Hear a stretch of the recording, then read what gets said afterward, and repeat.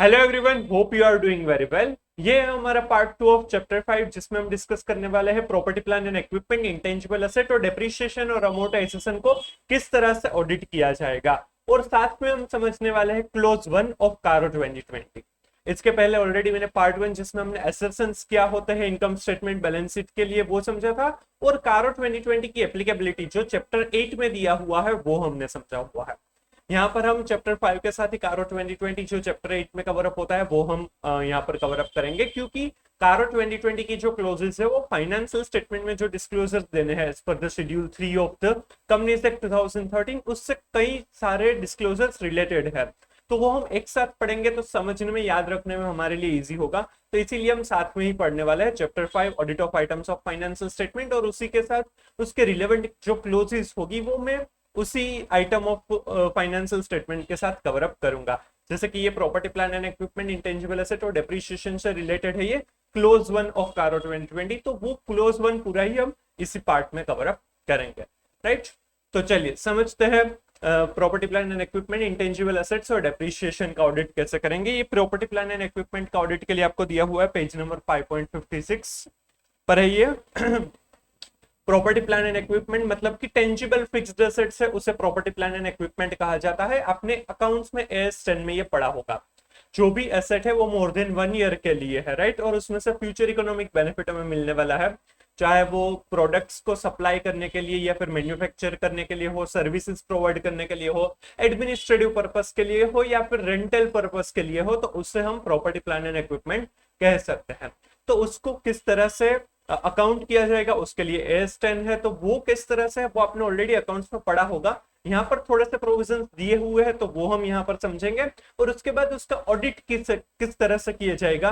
जो हमारे एसेट्स है, existence, rights and obligation, valuation मतलब मेजरमेंट है, कंप्लीटनेस है, वो सारी चीजें, और प्रेजेंटेशन और डिस्क्लोजर किस तरह से किया जाएगा, वो सारी चीजें हम यहाँ पर समझेंगे। वैसे ही इंटेंजिबल एसेट्स का भी कवर अप किया जाएगा और डेप्रिसिएशन और अमोर्टाइजेशन का भी यहाँ पर कवर अप किया जाएगा, राइट। तो चलिए समझते हैं property plan and equipment. Land, building, plant and equipment, furniture and fixtures, vehicles, office equipment, computer etcetera referred to as a property plant and equipment. The valuation of PPE becomes a very important aspect of consideration by the auditor in course of his audit. The auditor should analyze the expenditure incurred on PPE, whether they are revenue or capital nature. Revenue expense या फिर capital expense है, वो हमें ध्यान में रखना, उसका classification properly होना काफी जरूरी है। तो प्रॉपर्टी प्लांट एंड इक्विपमेंट के लिए जो भी एक्सपेंस हुआ है, whether it is nature of capital या फिर रेवेन्यू, वो हम डिसाइड करेंगे, और उसी हिसाब से अकाउंटिंग हुआ है या नहीं वो हमें देखना होगा। रिकॉग्निशन क्राइटेरिया फॉर पीपीई, ये एस 10 में किस तरह से कब किसी भी एसेट को हम पीपीई कह सकते हैं वो यहाँ पर हमें यहाँ पर समझाया हुआ है। The cost of an item of PPE should be recognized as an asset if and only if it is probable that future economic benefits associated with the item will flow to the enterprise. हमें लग रहा है, मतलब जो भी client है उनको लग रहा है कि ये जो एसेट है उसमें से फ्यूचर इकोनॉमिक बेनिफिट्स है वो मिलने वाले हैं एंटरप्राइज को, and the cost of the item can be measured reliably, और वो जो प्रॉपर्टी प्लान एंड इक्विपमेंट है उनकी कॉस्ट है वो रिलायबली मेजर कर पाएंगे।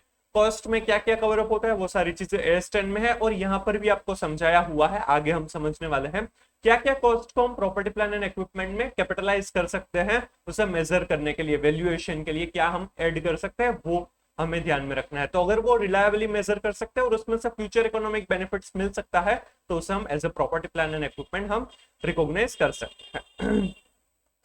An enterprise values under this recognition principle all its cost on property, plant and equipment at the time they are incurred.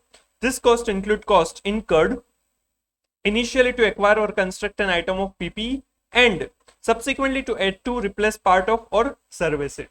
कोई भी प्रॉपर्टी प्लान एंड इक्विपमेंट को acquire करने के लिए या कंस्ट्रक्ट करने के लिए जो इनिशियली एक्सपेंस हुआ है उसको हम कैपिटलाइज करेंगे, और तो और जो सब्सिक्वेंटली उसमें कुछ एडिशन करने के लिए, रिप्लेसमेंट के लिए, राइट, कई सर्विसिंग के लिए अगर कुछ भी एक्सपेंस हुआ है तो उसको भी कैपिटलाइज किया जाएगा।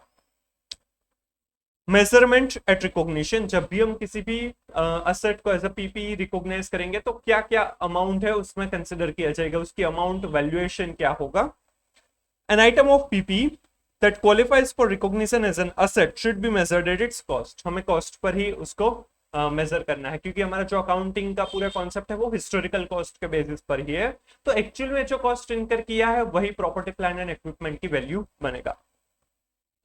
Elements of cost, the cost of an item of PP comprises its purchase price including import duties and non-refundable purchase taxes after deducting trade discounts and rebates। जो परचेज प्राइस, मेन एक्सपेंस, जो amount पे किया जाता है for the property plant and equipment, वो include होगा, plus अगर कोई भी नॉन रिफंडेबल टैक्सेस है including import duties, custom duty जो रहती है, जिसका रिफंड नहीं मिलने वाला है, जिसकी क्रेडिट नहीं मिलने वाली है। जीएसटी आपने समझा होगा, तो उसमें आपको क्रेडिट का कॉन्सेप्ट है, इनपुट टैक्स क्रेडिट मिलती है। तो जहां पर भी अगर असेट के लिए परचेस किया है और उसमें जीएसटी या फिर और कोई टैक्स पे किया है, उसकी अगर क्रेडिट मिल रही है, किसी तरीके से रिफंड मिल रहा है, तो वो जो अमाउंट है उसको प्रॉपर्टी प्लांट एंड इक्विपमेंट के वैल्यू में हम कंसिडर नहीं करेंगे, उसके कॉस्ट में वो नहीं आएगा। अगर वो नॉन रिफंडेबल है, इंपोर्ट ड्यूटीज है, कस्टम ड्यूटी जो है वो नॉन रिफंडेबल है, उसकी क्रेडिट नहीं मिलती है, तो वो यहाँ पर ऐड किया जाएगा। बट जीएसटी है तो उसकी क्रेडिट मिलती है, तो वो यहाँ पर ऐड नहीं किया जाएगा। और after deducting trade discounts and rebates, trade discount है वो तो डिस्काउंट मिल गया, तो वो तो प्रॉपर्टी प्लांट एंड इक्विपमेंट का पार्ट नहीं होगा, उसकी वैल्यू में ऐड नहीं होगा। रिबेट अगर कुछ भी मिला है तो उसे भी कंसिडर नहीं किया जाएगा, उसे भी एक्सक्लूड किया जाएगा। Then any cost directly attributable to bringing the asset to the location and condition necessary for it to be capable of operating in the manner intended by management। Management को वो जो असेट है वो जिस तरह से यूज करनी है और जहां पर यूज करनी है, उस लोकेशन, उस कंडीशन में लाने के लिए जो भी एक्सपेंस होता है वो भी part of property plant and equipment होता है, राइट। जैसे कि transportation expense, loading unloading expense हो गया, इंस्टॉलेशन एक्सपेंस है, वो सारे भी कैपिटलाइज किए जाएंगे, प्रॉपर्टी प्लांट एंड इक्विपमेंट की वैल्यू में ऐड किए जाएंगे। एंड थर्ड है the initial estimate of the cost of dismantling, removing the item and restoring the site on which it is located, referred to as decommissioning, restoration and similar liabilities. अगर कोई भी ऐसा expense होने वाला है in the future कि जब भी ये जो प्रॉपर्टी प्लांट एंड इक्विपमेंट है उसको डिसमेंटल किया जाएगा, रिमूव किया जाएगा, रिस्टोर किया जाएगा उस साइट को, तब जो एक्सपेंस होने वाला है वो इनिशियल एस्टिमेट है, राइट, उससे भी रिकॉग्नाइज करना चाहिए as a property plant and equipment. जो फ्यूचर में होने वाला है, जब ये एसेट का काम पूरा हो जाएगा और उसे रिमूव करना है, तब जो एक्सपेंस होंगे उसे भी यहाँ पर कंसिडर किया जाएगा। The obligation for which an enterprise incurs either when the item is acquired or as a consequence of having used the item during a particular period for purposes other than to produce inventories during that period। और कोई भी obligation है, consequences के लिए पे करना जरूरी है, तो वो एक्सपेंस जो है उसका भी एस्टिमेट अगर पता चल रहा है तो उसे भी हम रिकॉग्नाइज करेंगे, प्रॉपर्टी प्लांट एंड इक्विपमेंट की वैल्यू में कंसिडर किया जाएगा। तो जब भी प्रॉपर्टी प्लांट एंड इक्विपमेंट की वैल्यू कंसिडर करनी है तो एज पर AS10 उसमें purchase price including non refundable taxes, but trade discount से रिबेट को कंसिडर नहीं किया जाएगा। सेकंड, कोई भी एक्सपेंस इनकर किया है to bring the asset into current location and condition, तो वो ऐड किया जाएगा। एंड थर्ड, रिमूवल या फिर डिसमेंटलिंग या फिर रिस्टोरेशन ऑफ साइट या फिर और कोई ऑब्लिगेशन जो पे करने की जरूरत पड़ेगी, तो उसका जो अगर एस्टिमेट कर सकता है तो वो जो एस्टिमेट किया है उसे भी प्रॉपर्टी प्लान एंड इक्विपमेंट का पार्ट कंसिडर किया जाएगा। फिर दिए है examples of directly attributable cost. Cost of employee benefit as defined in AS 15 employee benefits arising directly from the construction or acquisition of the item of PP। Property plan and equipment को acquire करने या construct करने के लिए अगर employ benefit expense, मतलब की salary या फिर और कोई स्टाफ के एक्सपेंस हुए हैं, तो उसे हम प्रॉपर्टी प्लान एंड इक्विपमेंट का पार्ट कंसिडर कर सकते हैं, वो डायरेक्टली एट्रिब्यूटेबल कॉस्ट होगा। अगर कोई भी बिल्डिंग का कंस्ट्रक्शन हो रहा है तो उसके लिए अगर एम्प्लॉयज रखे गए हैं, वेजेस पर है, वेजेस पर है या फिर सैलरी उनको पे करते हैं, तो वो सारा ही एक्सपेंस है वो पीपीई का पार्ट होगा। कॉस्ट ऑफ साइट प्रिपरेशन, जो साइट पर वो इंस्टॉल करना है, वहां पर रखना है जो भी पीपीई है, तो उसके लिए अगर कोई भी एक्सपेंस किया जाता है तो वो भी पार्ट होगा। Initial delivery and handling cost, उसका ट्रांसपोर्टेशन या फिर उसको लोडिंग अनलोडिंग के लिए जो एक्सपेंस किया है प्रॉपर्टी प्लांट इक्विपमेंट के लिए, वो भी ऐड किया जाएगा। Installation and assembly cost, plant and machinery या ऐसा कुछ भी है तो उसको इंस्टॉल किया जाएगा या फिर असेंबल किया जाएगा, उसका कॉस्ट भी यहाँ पर इंकर किया जाएगा, ऐड किया जाएगा। Cost of testing whether the asset is functioning properly after deducting the net proceeds from selling any item produced while bringing the asset to that location and conditions such as sample produced when testing equipment। अगर testing के लिए कोई भी expense किया गया है कि वो जो मशीन है उसमें से प्रॉपरली आउटपुट मिल रहा है या नहीं, तो वो जो कॉस्ट है उसे भी ऐड किया जाएगा प्रॉपर्टी प्लांट एंड इक्विपमेंट में। पर अगर उसमें से जो भी आउटपुट मिला है और उसे सेल किया गया तो उसमें से कोई भी इनकम हुई तो उसको रिड्यूस किया जाएगा और जो नेट प्रोफिट्स बचेगी, नेट एक्सपेंस होगा सॉरी, वही उसमें ऐड किया जाएगा। एंड प्रोफेशनल फीस, अगर कोई भी प्रोफेशनल फीस पे की है तो उसे भी कंसिडर किया जाएगा। राइट, यहाँ पर ये एग्जांपल्स है। Right, cost of employ benefits है, हैंडलिंग एंड डिलीवरी कॉस्ट है, फिर प्रोफेशनल फीस है, इंस्टॉलेशन असेंबली कॉस्ट है, कॉस्ट ऑफ साइट प्रिपरेशन है, या फिर टेस्टिंग वगैरह का कॉस्ट है। तो उसे ये एग्जांपल्स सारे डायरेक्टली एट्रीब्यूटेबल कॉस्ट, ये भी आपने AS10 में पढ़ा होगा। Example of cost that are not cost of an item of PP, क्या क्या कॉस्ट है वो कंसिडर नहीं किया जाएगा प्रॉपर्टी प्लांट एंड इक्विपमेंट की वैल्यू में। Cost of opening a new facility और business such as inauguration cost, नया बिजनेस नई फैसिलिटी को ओपन किया तो उसके लिए अगर कोई भी एक्सपेंस किया गया है जैसे कि इनॉग्रेशन एक्सपेंस है, तो वो प्रॉपर्टी प्लांट एंड इक्विपमेंट का पार्ट नहीं होगा, वो रेवेन्यू एक्सपेंस कंसिडर कर सकते हैं। Right, depending upon the nature उसको किस तरह से कंसिडर किया जाता है, क्योंकि इससे कोई भी प्रॉपर्टी प्लांट एंड इक्विपमेंट के वैल्यू में इंक्रीमेंट नहीं हो रहा है, उसके लिए बेनिफिशियल नहीं है, तो वो ऐड नहीं किया जाएगा। Cost of introducing a new product और service including cost of advertising and promotional activities, नई प्रोडक्ट या फिर सर्विस को लॉन्च किया, उसके एडवर्टाइजमेंट के लिए एक्सपेंस किया, वो भी ऐड नहीं किया जाएगा। Cost of conducting businesses in new location with new class of customer including cost of staff training, नई जगह पर नए लोगों के साथ काम कर रहे हैं, राइट, नए कस्टमर्स को एक्वायर कर रहे हैं, तो वो सारे एक्सपेंस भी यहाँ पर ऐड नहीं किए जाएंगे। And administration and other general overhead cost, कोई भी ओवरहेड कॉस्ट है तो उसे ऐड नहीं किया जाएगा, एडमिनिस्ट्रेटिव या जनरल ओवरहेड है तो। राइट, ये एग्जांपल्स है कि जो प्रॉपर्टी प्लान एंड इक्विपमेंट के वैल्यू में ऐड नहीं किए जाएंगे। न्यू फैसिलिटी या न्यू बिजनेस ओपन करने के लिए कोई भी एक्सपेंस किया गया है, cost of introducing new product और सर्विस है, या फिर न्यू कस्टमर्स न्यू लोकेशन पर बिजनेस करने के लिए कोई एक्सपेंस हुआ है, या फिर एडमिनिस्ट्रेटिव या जनरल ओवरहेड्स। राइट, ये एग्जांपल्स है। The expenses have to be analyzed and properly classified. The revenue expenses like regular repairs on assets have to be charged off to the statement of P&L. अगर वो regular routine nature का है, repair maintenance वगैरह expense होता है, उससे property plant and equipment की efficiency effectiveness नहीं बढ़ रही है, तो वो जनरली रेवेन्यू एक्सपेंस कंसिडर किया जाता है। Cost sorry profit and loss account जो रहता है, राइट, उसमें उसे चार्ज किया जाता है, वो part of property plan and equipment नहीं होगा। राइट, यहाँ तक का जो हमने समझा वो पूरा AS10 के हिसाब से था। प्रॉपर्टी प्लान एंड इक्विपमेंट का अकाउंटिंग, रिकॉग्निशन, वैल्यूएशन किस तरह से किया जाएगा। अगर आपने AS10 अच्छे से समझा हुआ है तो आप ये फिर से नहीं पढ़ेंगे तो भी चलेगा। राइट, अब यहाँ से हम समझने वाले हैं वो ऑडिट प्रोसीजर स्टार्ट होती है कि अब ये जो प्रॉपर्टी प्लान एंड इक्विपमेंट है तो उसका ऑडिट अब किस तरह से किया जाएगा। यहाँ पर ब्रीफ डिस्क्रिप्शन है, जनरली वो असर्शंस है कि क्या असर्शंस होंगे, तो उसके लिए हम क्या ऑडिट प्रोसीजर्स करेंगे। ये ब्रीफ डिस्क्रिप्शन इंपॉर्टेंट है क्योंकि ये आपका जनरली क्वेश्चन बनेगा और ये आपका आंसर बनेगा। राइट, जैसे कि यहाँ पर है to establish the existence of PPE as at the period end, अगर जो प्रॉपर्टी प्लांट एंड इक्विपमेंट का ईयर एंड पर एग्जिस्टेंस अगर हमें चेक करना है तो हम क्या करेंगे, तो ये सारी ऑडिट प्रोसीजर करेंगे। तो जनरली आपको इस तरह से क्वेश्चन पूछा जाता है कि you are an auditor of this company and you want to check the existence of PPE at the year end, what procedures will be performed by you. तो आपको आपका ये क्वेश्चन बन गया और ये आपका आंसर बनेगा। आपको यहाँ पर जो एग्जिस्टेंस के लिए जो पॉइंट्स दिए हैं वही आपको लिखने होंगे, तभी आपको मार्क्स मिलेंगे। राइट, तो ये हम धीरे धीरे समझेंगे तो आपको पता चल जाएगा। तो ये जो ब्रीफ डिस्क्रिप्शन, पूरे ही जो ये चैप्टर है उसमें ब्रीफ डिस्क्रिप्शन है। जैसे कि यहाँ पर दूसरा असेसन आ गया कंप्लीटनेस, ये यहाँ तक जो दिया है ये एग्जिस्टेंस के लिए दिया हुआ है, यहाँ से जो स्टार्ट होता है वो कंप्लीटनेस के लिए स्टार्ट होता है। तो अगर आपको एग्जिस्टेंस का क्वेश्चन पूछ रहे हैं तो यहाँ पर जो 3 पॉइंट्स से 4-5 पॉइंट्स उसी में से लिखना होगा। स्पेसिफिक क्वेश्चन होगा तो स्पेसिफिक आंसर ही होना चाहिए, तभी आपको स्पेसिफिक मार्क्स मिलेंगे।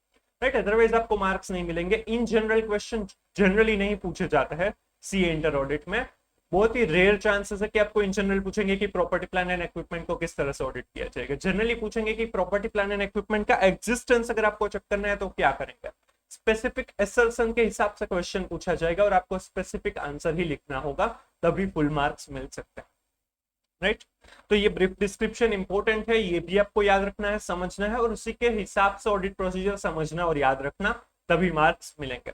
तो अगर हमें एग्जिस्टेंस चेक करना है कि वो property plan and equipment exist करती है या नहीं, तो physical verification is the best option. But generally physical verification है वो ऑडिटर नहीं करते हैं, वो मैनेजमेंट जो करते हैं उसके ऊपर हम रिलाई करते हैं। मैनेजमेंट का किस तरह से प्रॉपर्टी प्लान एंड इक्विपमेंट का फिजिकल वेरिफिकेशन के लिए प्लान है वो हम सारी चीज समझते हैं। वो उन्होंने जो परफॉर्म किया उसके लिए रिपोर्ट्स वगैरह उन्होंने जो प्रिपेयर किए हैं वो हम देखेंगे, उसमें डिस्क्रिपेंसी है तो वो किस तरह से हैंडल की है वो सारी चीजें हम समझेंगे। राइट, चलिए इन डिटेल इसकी ऑडिट प्रोसीजर देखते हैं। Review the entity's plan for performing physical verification of PP, that is whether performed by own staff or by third party, and the policy regarding periodicity, that is whether physical verification shall be done on annual basis or once in a 2 years or a 3 years। हम physical verification का entity का plan क्या है वो हम समझते हैं कि वो किस तरह से फिजिकल वेरिफिकेशन करवाते हैं, खुद करते हैं या थर्ड पार्टी के पास करवाते हैं। कई बार एक्सपर्ट को भी रखा जाता है। दूसरी सीए फर्म्स भी ये सारी चीजें काम कर सकती है। ऑडिटर के अलावा अगर कोई हो तो वो भी प्रॉपर्टी प्लान एंड इक्विपमेंट का फिजिकल वेरिफिकेशन वगैरह कर सकते हैं। तो अगर ऐसा कुछ भी है तो वो भी हम देखेंगे। और पीरियोडिसिटी क्या है, वो एवरी ईयर सारी ही प्रॉपर्टी प्लान एंड इक्विपमेंट के लिए करवाते हैं। 3 साल में एक बार सारी ही property plan and equipment check हो जाए ऐसा करते हैं, मतलब कि एवरी ईयर 33% प्लान करते हैं। 2 साल में एक बार हो जाना चाहिए, 50-50% करते हैं। वो क्या है वो सारी चीजें हमें समझनी होगी। तो यहाँ पर फिजिकल वेरिफिकेशन का एंटिटी का प्लान क्या है वो हमें सबसे पहले समझना है कि वो किसके पास करवाते हैं, और दूसरा periodicity. Right, evidence of appropriate supervision of those performing physical verification of PPE should be examined। जो भी लोग पीपीई का फिजिकल वेरिफिकेशन करते हैं उनका क्या सुपरवाइज किया जाता है, क्या एंटिटी का और कोई पर्सन है उसे सुपरवाइज करते हैं, अगर हाँ तो वो प्रॉपरली हो रहा है या नहीं वो हम समझेंगे। और किस तरह से सुपरवाइज किया, तो उन्होंने क्या एविडेंस किया, उनके पास कुछ ऐसा एविडेंस है कि पता चल पाए कि हाँ प्रॉपरली सुपरवाइज किया गया है। Obtain PPE physical verification report backed by the working sets from the entity and perform the following procedures। जो भी एंटिटी का ये जो फिजिकल वेरिफिकेशन का हुआ है उसका जो रिपोर्ट होगा वो हम देखेंगे, और साथ में उनके वर्किंग सीट जो अवेलेबल होंगे वो भी हम देखेंगे, और उसमें जो नीचे प्रोसीजर दी है वो हम करेंगे। Assess if all items of PPE are properly tagged and carry identification marks, numbers and physical verification work papers to capture the asset identification numbers for assets physically verified। Generally कोई भी asset होती है तो उसमें कुछ ना कुछ identification mark या फिर टैग वगैरह लगाया जाता है, कई बार बारकोड भी होता है, ताकि वो उनका आइडेंटिफिकेशन पता चल पाए। जैसे आप स्टूडेंट्स स्कूल में थे तब आपका भी रोल नंबर आपको असाइन किया जाता था, क्योंकि कई बार ऐसा होता था कि जो 2 स्टूडेंट्स के नाम सेम रहते थे, सेम होते थे, तो उनको अगर डिफरेंशिएट करना है तो वो रोल नंबर से किया जाता था। वैसे ही यहाँ पर असेट है, उनको अगर आइडेंटिफाई करना है, उनको सेपरेट करना है, डिफरेंशिएट करना है, तो उसके लिए कुछ उसका टैग, उसका कुछ नंबर होना चाहिए। तो इसीलिए जनरली सारी एसेट्स को कुछ नंबर दिया जाता है, क्योंकि क्या होता है कि एक ही जो भी प्रीमाइस है उसमें मतलब 50-100 एसीज हो सकते हैं, कंप्यूटर हो सकता है। राइट, तो उसको कैसे आइडेंटिफाई करें कि कौन सा क्या है, क्योंकि सभी की यूजफुल लाइफ अलग हो सकती है ना। जैसे कि एक है 2010 में परचेस किया है फॉर एग्जांपल, एक है 2020 में, एक है 2022 में, 2023 में, अलग अलग परचेस किया, तो सभी के ऊपर प्रॉपरली उनका डेप्रिसिएशन वगैरह होता है या नहीं, उनके प्रॉपरली वैल्यूएशन वगैरह होती है या नहीं, इसीलिए सभी को एक आइडेंटिफिकेशन नंबर दिया जाता है ताकि डिफरेंशिएट कर पाए। तो वो प्रॉपरली आइडेंटिफिकेशन नंबर था उसी के हिसाब से चेक किया है या नहीं, प्रॉपरली टैग वगैरह था उसी के हिसाब से चेक किया है या नहीं, वो हमें देखना होगा। जो भी फिजिकल वेरिफिकेशन का रिपोर्ट होगा उसमें हम देखेंगे कि टैगिंग वगैरह बराबर थी, आइडेंटिफिकेशन नंबर के हिसाब से बराबर हुआ या। Reconciliation of items of PPE as physically verified with the fixed asset register maintained by the entity as at the date or period of undertaking physical verification. Specifically verify if the PPE addition up to that date of physical verification have been updated in the fixed asset register। Generally entities जो है वो fixed asset register भी maintain करती है। Fixed asset register में सारी ही assets का पूरा ही मतलब वो जब से आई तब से लेकर अब तक का डेटा रहता है। मतलब कि वो जो भी एसेट है उसका अगर कोई आइडेंटिफिकेशन नंबर है, वो एसेट का डिस्क्रिप्शन क्या है, डेट ऑफ परचेस क्या है, date of ready to use, put to use date, useful life, depreciation method, depreciation rate क्या है, डेप्रीशिएशन एवरी ईयर कितना डेप्रीशिएशन किया, उसका रिवैल्यूएशन किया, उसमें कुछ भी एडिशन कुछ भी चेंजेस किया, वो सारी चीजें उसमें आती है। तो पूरा फिक्स्ड एसेट रजिस्टर जिसमें सारी एसेट्स के बारे में सब कुछ पता चल जाता है। तो वो जो फिक्स्ड एसेट रजिस्टर है और जो फिजिकल वेरिफिकेशन किया हुआ है तो उसका रिकंसिलिएशन कि फिजिकली इतनी है, फिक्स्ड एसेट रजिस्टर में बुक्स में इतनी है, तो उसका रिकंसिलिएशन हुआ है या नहीं वो हमें देखना होगा। उसमें कुछ भी डिफरेंस होगा तो वो प्रॉपरली अकाउंट में दिखाना जरूरी हो जाएगा। जो भी फिक्स्ड एसेट रजिस्टर लिया हुआ है तो उसमें देखना होगा कि जो फिक्स्ड एसेट रजिस्टर जिस भी दिन फिजिकल वेरिफिकेशन किया उस दिन का जो फिक्स्ड एसेट रजिस्टर है वो हमें कंसिडर करना होगा और देखना होगा कि तब तक के एडिशन डिलीशन जो भी हो वो सारी चीजें उसमें इफेक्ट दी थी या नहीं, राइट। अगर वो प्रॉपरली होगा तभी हम तभी जो एंटिटी ने फिजिकल वेरिफिकेशन किया है और उसका जो रिकंसिलिएशन किया है वो प्रॉपर हो पाएगा। Verify the discrepancies noted based on physical verification undertaken and the manner in which such discrepancies have been dealt with in the entity's books and financial statements. For example, any identified shortages or assets not in working condition and or active use should be accounted for as a deletion in the books of accounts. Cost approvals by the entity's management and depreciation should have ceased to be charged after the date of deletion. जो भी discrepancy मिली है physical verification time पे वो properly accounting वगैरह उनका किया है या नहीं वो हमें देखना होगा। Books of accounts financial statement में वो प्रॉपरली वो डिस्क्रिपेंसी को हैंडल किया है या नहीं वो हमें देखना होगा। अगर कोई भी एसेट है जो बुक्स में भी है फिजिकली भी है बट वो एक्टिव यूज में नहीं है, राइट, उसका यूजेबल नहीं है वो कंडीशन में, तो उसे डिलीट करना चाहिए। मतलब उसको ऐसा दिखाना चाहिए कि ये डिलीशन हो चुका है, उसको डिस्कार्ड कर देना चाहिए। वो जब भी डिस्कार्ड किया जाएगा तब वो ध्यान में रखना है कि डिस्कार्ड करने के बाद डिलीशन के बाद उसके ऊपर डेप्रिसिएशन वगैरह ना लगे और वो प्रॉपर्टी प्लान एंड इक्विपमेंट जो फाइनेंशियल स्टेटमेंट्स वगैरह में दिखाया है उसमें से भी वो रिड्यूस होना चाहिए, राइट। तो ये था एग्जिस्टेंस के लिए। सबसे पहले हमें देखना है कि एंटिटी का प्लान क्या है फिजिकल वेरिफिकेशन के लिए, खुद करते हैं या थर्ड पार्टी के पास करवाते हैं, राइट। फिर पीरियोडिसिटी इसकी देखनी है। फिर सेकंड हमें एविडेंस लेना है सुपरविजन प्रॉपरली हो रहा है या नहीं, और बाद में देखना है फिजिकल वेरिफिकेशन रिपोर्ट हम देखेंगे उसमें क्या क्या करेंगे। सबसे पहले तो देखेंगे कि टैगिंग वगैरह बराबर है नहीं या नहीं, आइडेंटिफिकेशन नंबर बराबर है या नहीं, फिर उससे रिकंसिलिएशन हुआ है नहीं किसके साथ, जो रिपोर्ट है फिजिकल वेरिफिकेशन का उसका, और जो फिक्स्ड एसेट रजिस्टर है उसका रिकंसिलिएशन प्रॉपरली हुआ है या नहीं वो हम देखेंगे। और फिक्स्ड एसेट रजिस्टर है वो भी अप टू डेट होना चाहिए, एडिशन वगैरह सब कुछ बराबर होने चाहिए। फिर डिस्क्रिपेंसीज अगर कुछ भी मिली है फिजिकल वेरिफिकेशन में तो वो properly dealt in the books of accounts and financial statements और नॉट, वो हम कंफर्म करेंगे। और अगर कुछ भी डिलीशन मतलब कि एक्टिव यूज में नहीं है अगर कोई भी asset, right, not in working condition, तो उसका प्रॉपरली डिलीशन अप्रूवल के बाद हुआ है या नहीं और उसके ऊपर डेप्रिसिएशन नहीं लग रहा है ना वो हमें देखना होगा, राइट। ये एक्सिस्टेंस के बारे में था। अगर आपको क्वेश्चन एक्सिस्टेंस के बारे में है तो इसी में से आपके पॉइंट्स आने चाहिए तभी आपको मार्क्स मिलेंगे, राइट। कई बार ऐसा भी हो सकता है कि आपको स्पेसिफिक क्वेश्चन ऐसा भी मिले, राइट, कि अपने property plan and equipment physical मतलब कि auditor has obtained PP physical verification report backed by working sheets from the entity, right, and now what procedures needs to be performed on that, right. आपने property plan and equipment का physical verification का report ले लिया है तो अब आपको क्या प्रोसीजर करनी है। तो यहाँ पर आपको ये जो 3 पॉइंट्स दिए हैं वही आपको लिखने होंगे। 3 मार्क्स 3 पॉइंट्स आपको ये पूछ सकते हैं, मतलब कि आपको स्पेसिफिक क्वेश्चन पूछेंगे तो आपको ये 3 पॉइंट ही लिखने होंगे तभी आपको 3 मार्क्स मिलेंगे। तो ये आपको खास ध्यान में रखना होगा, राइट। फिर हमारा जो सेकंड असर्शन है, addition to PPE during the period under audit have been recorded in the financial statements and do not include any PPE that belongs to third parties but does include PPE owned and controlled by the entity although lying with a third party. Completeness, यहाँ पर आपको ये भी ध्यान रखना है।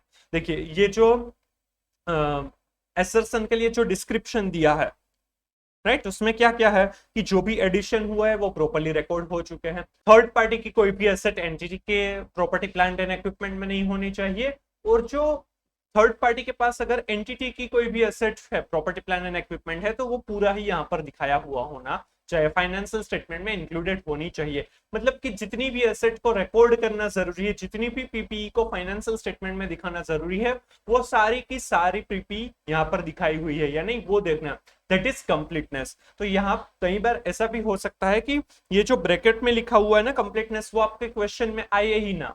यहाँ पर ये जो 3 पॉइंट्स दिए गए हैं वो 3 पॉइंट ही आपका क्वेश्चन बन जाए कि you are an auditor and you want to check that additions of PP during the period under audit have been recorded in the financial statements and do not include any PP that belong to third parties but does include PP owned and controlled by the entity although lying with third party. What will be your procedures? यहाँ पर completeness कहीं पर भी नहीं आया, ये देखकर कई बार आपको पता भी नहीं चलेगा कि ये completeness का है क्वेश्चन, तो आपको ये असर्शन यहाँ पर जो ब्रीफ डिस्क्रिप्शन है वो खास ध्यान में रखना होगा, राइट। कंप्लीटनेस यहाँ पर हमने जो आगे देखा था ना, यहाँ पर क्या था कि असर्शन में लिखा हुआ था एग्जिस्टेंस, तो वो क्वेश्चन में आएगा, पता चल जाएगा। यहाँ पर ब्रीफ डिस्क्रिप्शन में आपको कंप्लीटनेस कहीं पर भी नहीं दिया है, तो शायद आपको पता ही नहीं चलेगा कि आपका आंसर किस असर्शन के लिए है, तो वो प्रॉपरली समझिएगा, राइट। यहाँ पर जो कह रहे हैं कि जितनी भी एसेट्स होनी चाहिए वो जो एंटिटी की है वो सारी की सारी रिकॉर्ड होनी चाहिए, जो एंटिटी की नहीं है वो रिकॉर्ड नहीं होनी चाहिए। चलिए अभी इसमें क्या ऑडिट प्रोसीजर करेंगे, हमें यहाँ पर सबसे पहले देखना होगा कि जो एंटिटी की जो प्रॉपर्टी प्लान एंड इक्विपमेंट है उसमें जो मूवमेंट हो रही है फिक्स्ड एसेट रजिस्टर के हिसाब से वो सब कुछ बराबर हो। ओपनिंग बैलेंस है तो वो हम ओपनिंग बैलेंस है वो प्रीवियस ईयर का ऑडिटेड फाइनेंशियल स्टेटमेंट से चेक कर सकते हैं। एडिशन के लिए हम परचेज इनवॉइसेस है, अगर लैंड बिल्डिंग के बारे में है तो उसका जो सेल डीड वगैरह हुआ है वो सारी चीजें हम देखेंगे, राइट। फिर डिलीशन हुआ तो सेल की प्रोसीड्स बराबर हुई है या नहीं, राइट, वो सारी चीजें देखेंगे। क्लोजिंग बैलेंस उससे हमें मिल जाएगा, और closing balance books of accounts वगैरह के साथ मैच हो रहा है या नहीं, वो सारी चीजें देखनी होगी। डेप्रिसिएशन प्रॉपरली हुआ है या नहीं वो भी हमें देखना होगा। Verify the movement in the property plan and equipment schedule asset class wise like building plant and machinery etcetera. जो भी प्रॉपर्टी प्लान एंड इक्विपमेंट की मूवमेंट है वो क्लास वाइज होना चाहिए, asset class wise, like right के land and building है तो उसका अलग देखेंगे, प्लांट एंड मशीनरी का अलग देखेंगे, फर्नीचर का अलग, वैसे। Compiled by the management, that is the opening balance plus addition during the period minus deletion during the period is equal to closing balance, right। movement इस तरह से होगी। Tally the closing balance to the entity's books of account, entity की जो books of accounts है वहां से हमें closing balance मैच करनी है। Check the arithmetical accuracy of the movement in PPE schedule, उसकी arithmetical accuracy मतलब opening plus addition minus deletion is equal to he closing balance हो रहा है, उसमें कुछ गलत नहीं है, वो हमें देखना होगा। Tally the opening balances to the previous year audited financial statements, opening balances को ये बराबर है या नहीं वो हम कैसे देखेंगे, प्रीवियस ईयर के जो ऑडिटेड फाइनेंशियल स्टेटमेंट्स है वहां पर जो क्लोजिंग बैलेंस होगी इस साल की ओपनिंग बैलेंस बनेंगे। For additions during the period under audit obtain a listing of all additions from the management and perform the following procedures. जितने भी एडिशंस ड्यूरिंग द ईयर हुए हैं वो हमें उसका पूरा लिस्ट लेना है और उसमें नीचे दी गई प्रोसीजर करनी है। तो ये भी आपको अलग से क्वेश्चन पूछ सकता है कि अगर आपको एडिशंस चेक करने हैं सिर्फ तो उसके लिए आप क्या प्रोसीजर करेंगे, तो यहाँ पर जो नीचे पॉइंट्स है वो सारे कंसिडर करने होंगे। For all material additions verify if such expenditure meets the criteria of PP as per AS10। जो भी मटेरियल असेट्स का एडिशन दिखाया है इस साल में वो देखना होगा कि वो AS10 के हिसाब से उसका जो क्राइटेरिया है उसमें फॉल होते हैं या नहीं, जो हमने आगे समझा हुआ है। This cost include cost incurred initially to acquire or construct an item of property, plant and equipment and cost incurred subsequently to add to replace part of or service, right। ये दोनों चीजें, ये दोनों कॉस्ट कवर अप होंगे जो हमने आगे समझा। Verify that the cost of an item of PPE is as per AS10, उसकी जो अमाउंट दिखाई है वो as per AS10 ही होना चाहिए। Items such as spare parts, standby equipment and servicing equipment and are recognized in accordance with AS10 when they meet the definition of PPE. Otherwise, such an items are classified as inventory. Standby equipment है, spare parts है, right? Servicing equipment है वो generally property plan and equipment का part होता है, वो inventory में consider नहीं किया जाता है। बट उसके लिए हमें ध्यान में रखना होगा कि इसका फ्यूचर इकोनॉमिक बेनिफिट हो और उसका कॉस्ट रिलायबली हम मेजर कर पाए। फ्यूचर में भी हमें बेनिफिट मिलना चाहिए, सिर्फ अगर इसी साल में मिलने वाला है तो वो इन्वेंटरी का पार्ट माना जाएगा। Ensure that the entity is not recognizing cost of the day-to-day servicing in the carrying amount of an item of PP, right? अगर कोई भी जो day-to-day बिजनेस में day-to-day एक्सपेंसेस अगर कुछ भी हो रहा है तो वो प्रॉपर्टी प्लांट एंड इक्विपमेंट का पार्ट नहीं होगा, वो सीधा ही वो सीधा ही प्रॉफिट एंड लॉस अकाउंट में चार्ज किया जाएगा। Test the purchase invoice, installation certificate or report or other similar documentation maintained by the entity. Verify the date of addition for all additions samples of PP during the period under audit। हम जो property plan and equipment का addition देख रहे हैं अगर sample basis पर, तो उसके लिए जो भी रिलेवेंट डॉक्यूमेंट्स है, परचेज इनवॉइस हो सकता है, इंस्टॉलेशन का सर्टिफिकेट हो सकता है और कोई रिपोर्ट वगैरह है तो वो हमें देखना होगा। Verify whether the PPE addition have been approved by authorized person। जो भी एडिशन है वो अप्रूवल के बाद ही होना चाहिए। ये अप्रूवल वाला पॉइंट है वो आप कई बार लिख सकते हैं, बहुत सारी चीजों में अप्रूवल की नेसेसिटी होगी, तो आपको वो ध्यान में रखना होगा कि अप्रूवल कहाँ पर हो सकता है। कि जैसे कि प्रॉपर्टी प्लान एंड इक्विपमेंट का एडिशन है, कुछ नई चीज करनी है तो उसमें अप्रूवल की जरूरत पड़ती है, तो वो अप्रूव्ड होना चाहिए, तो वो आप देख सकते हैं।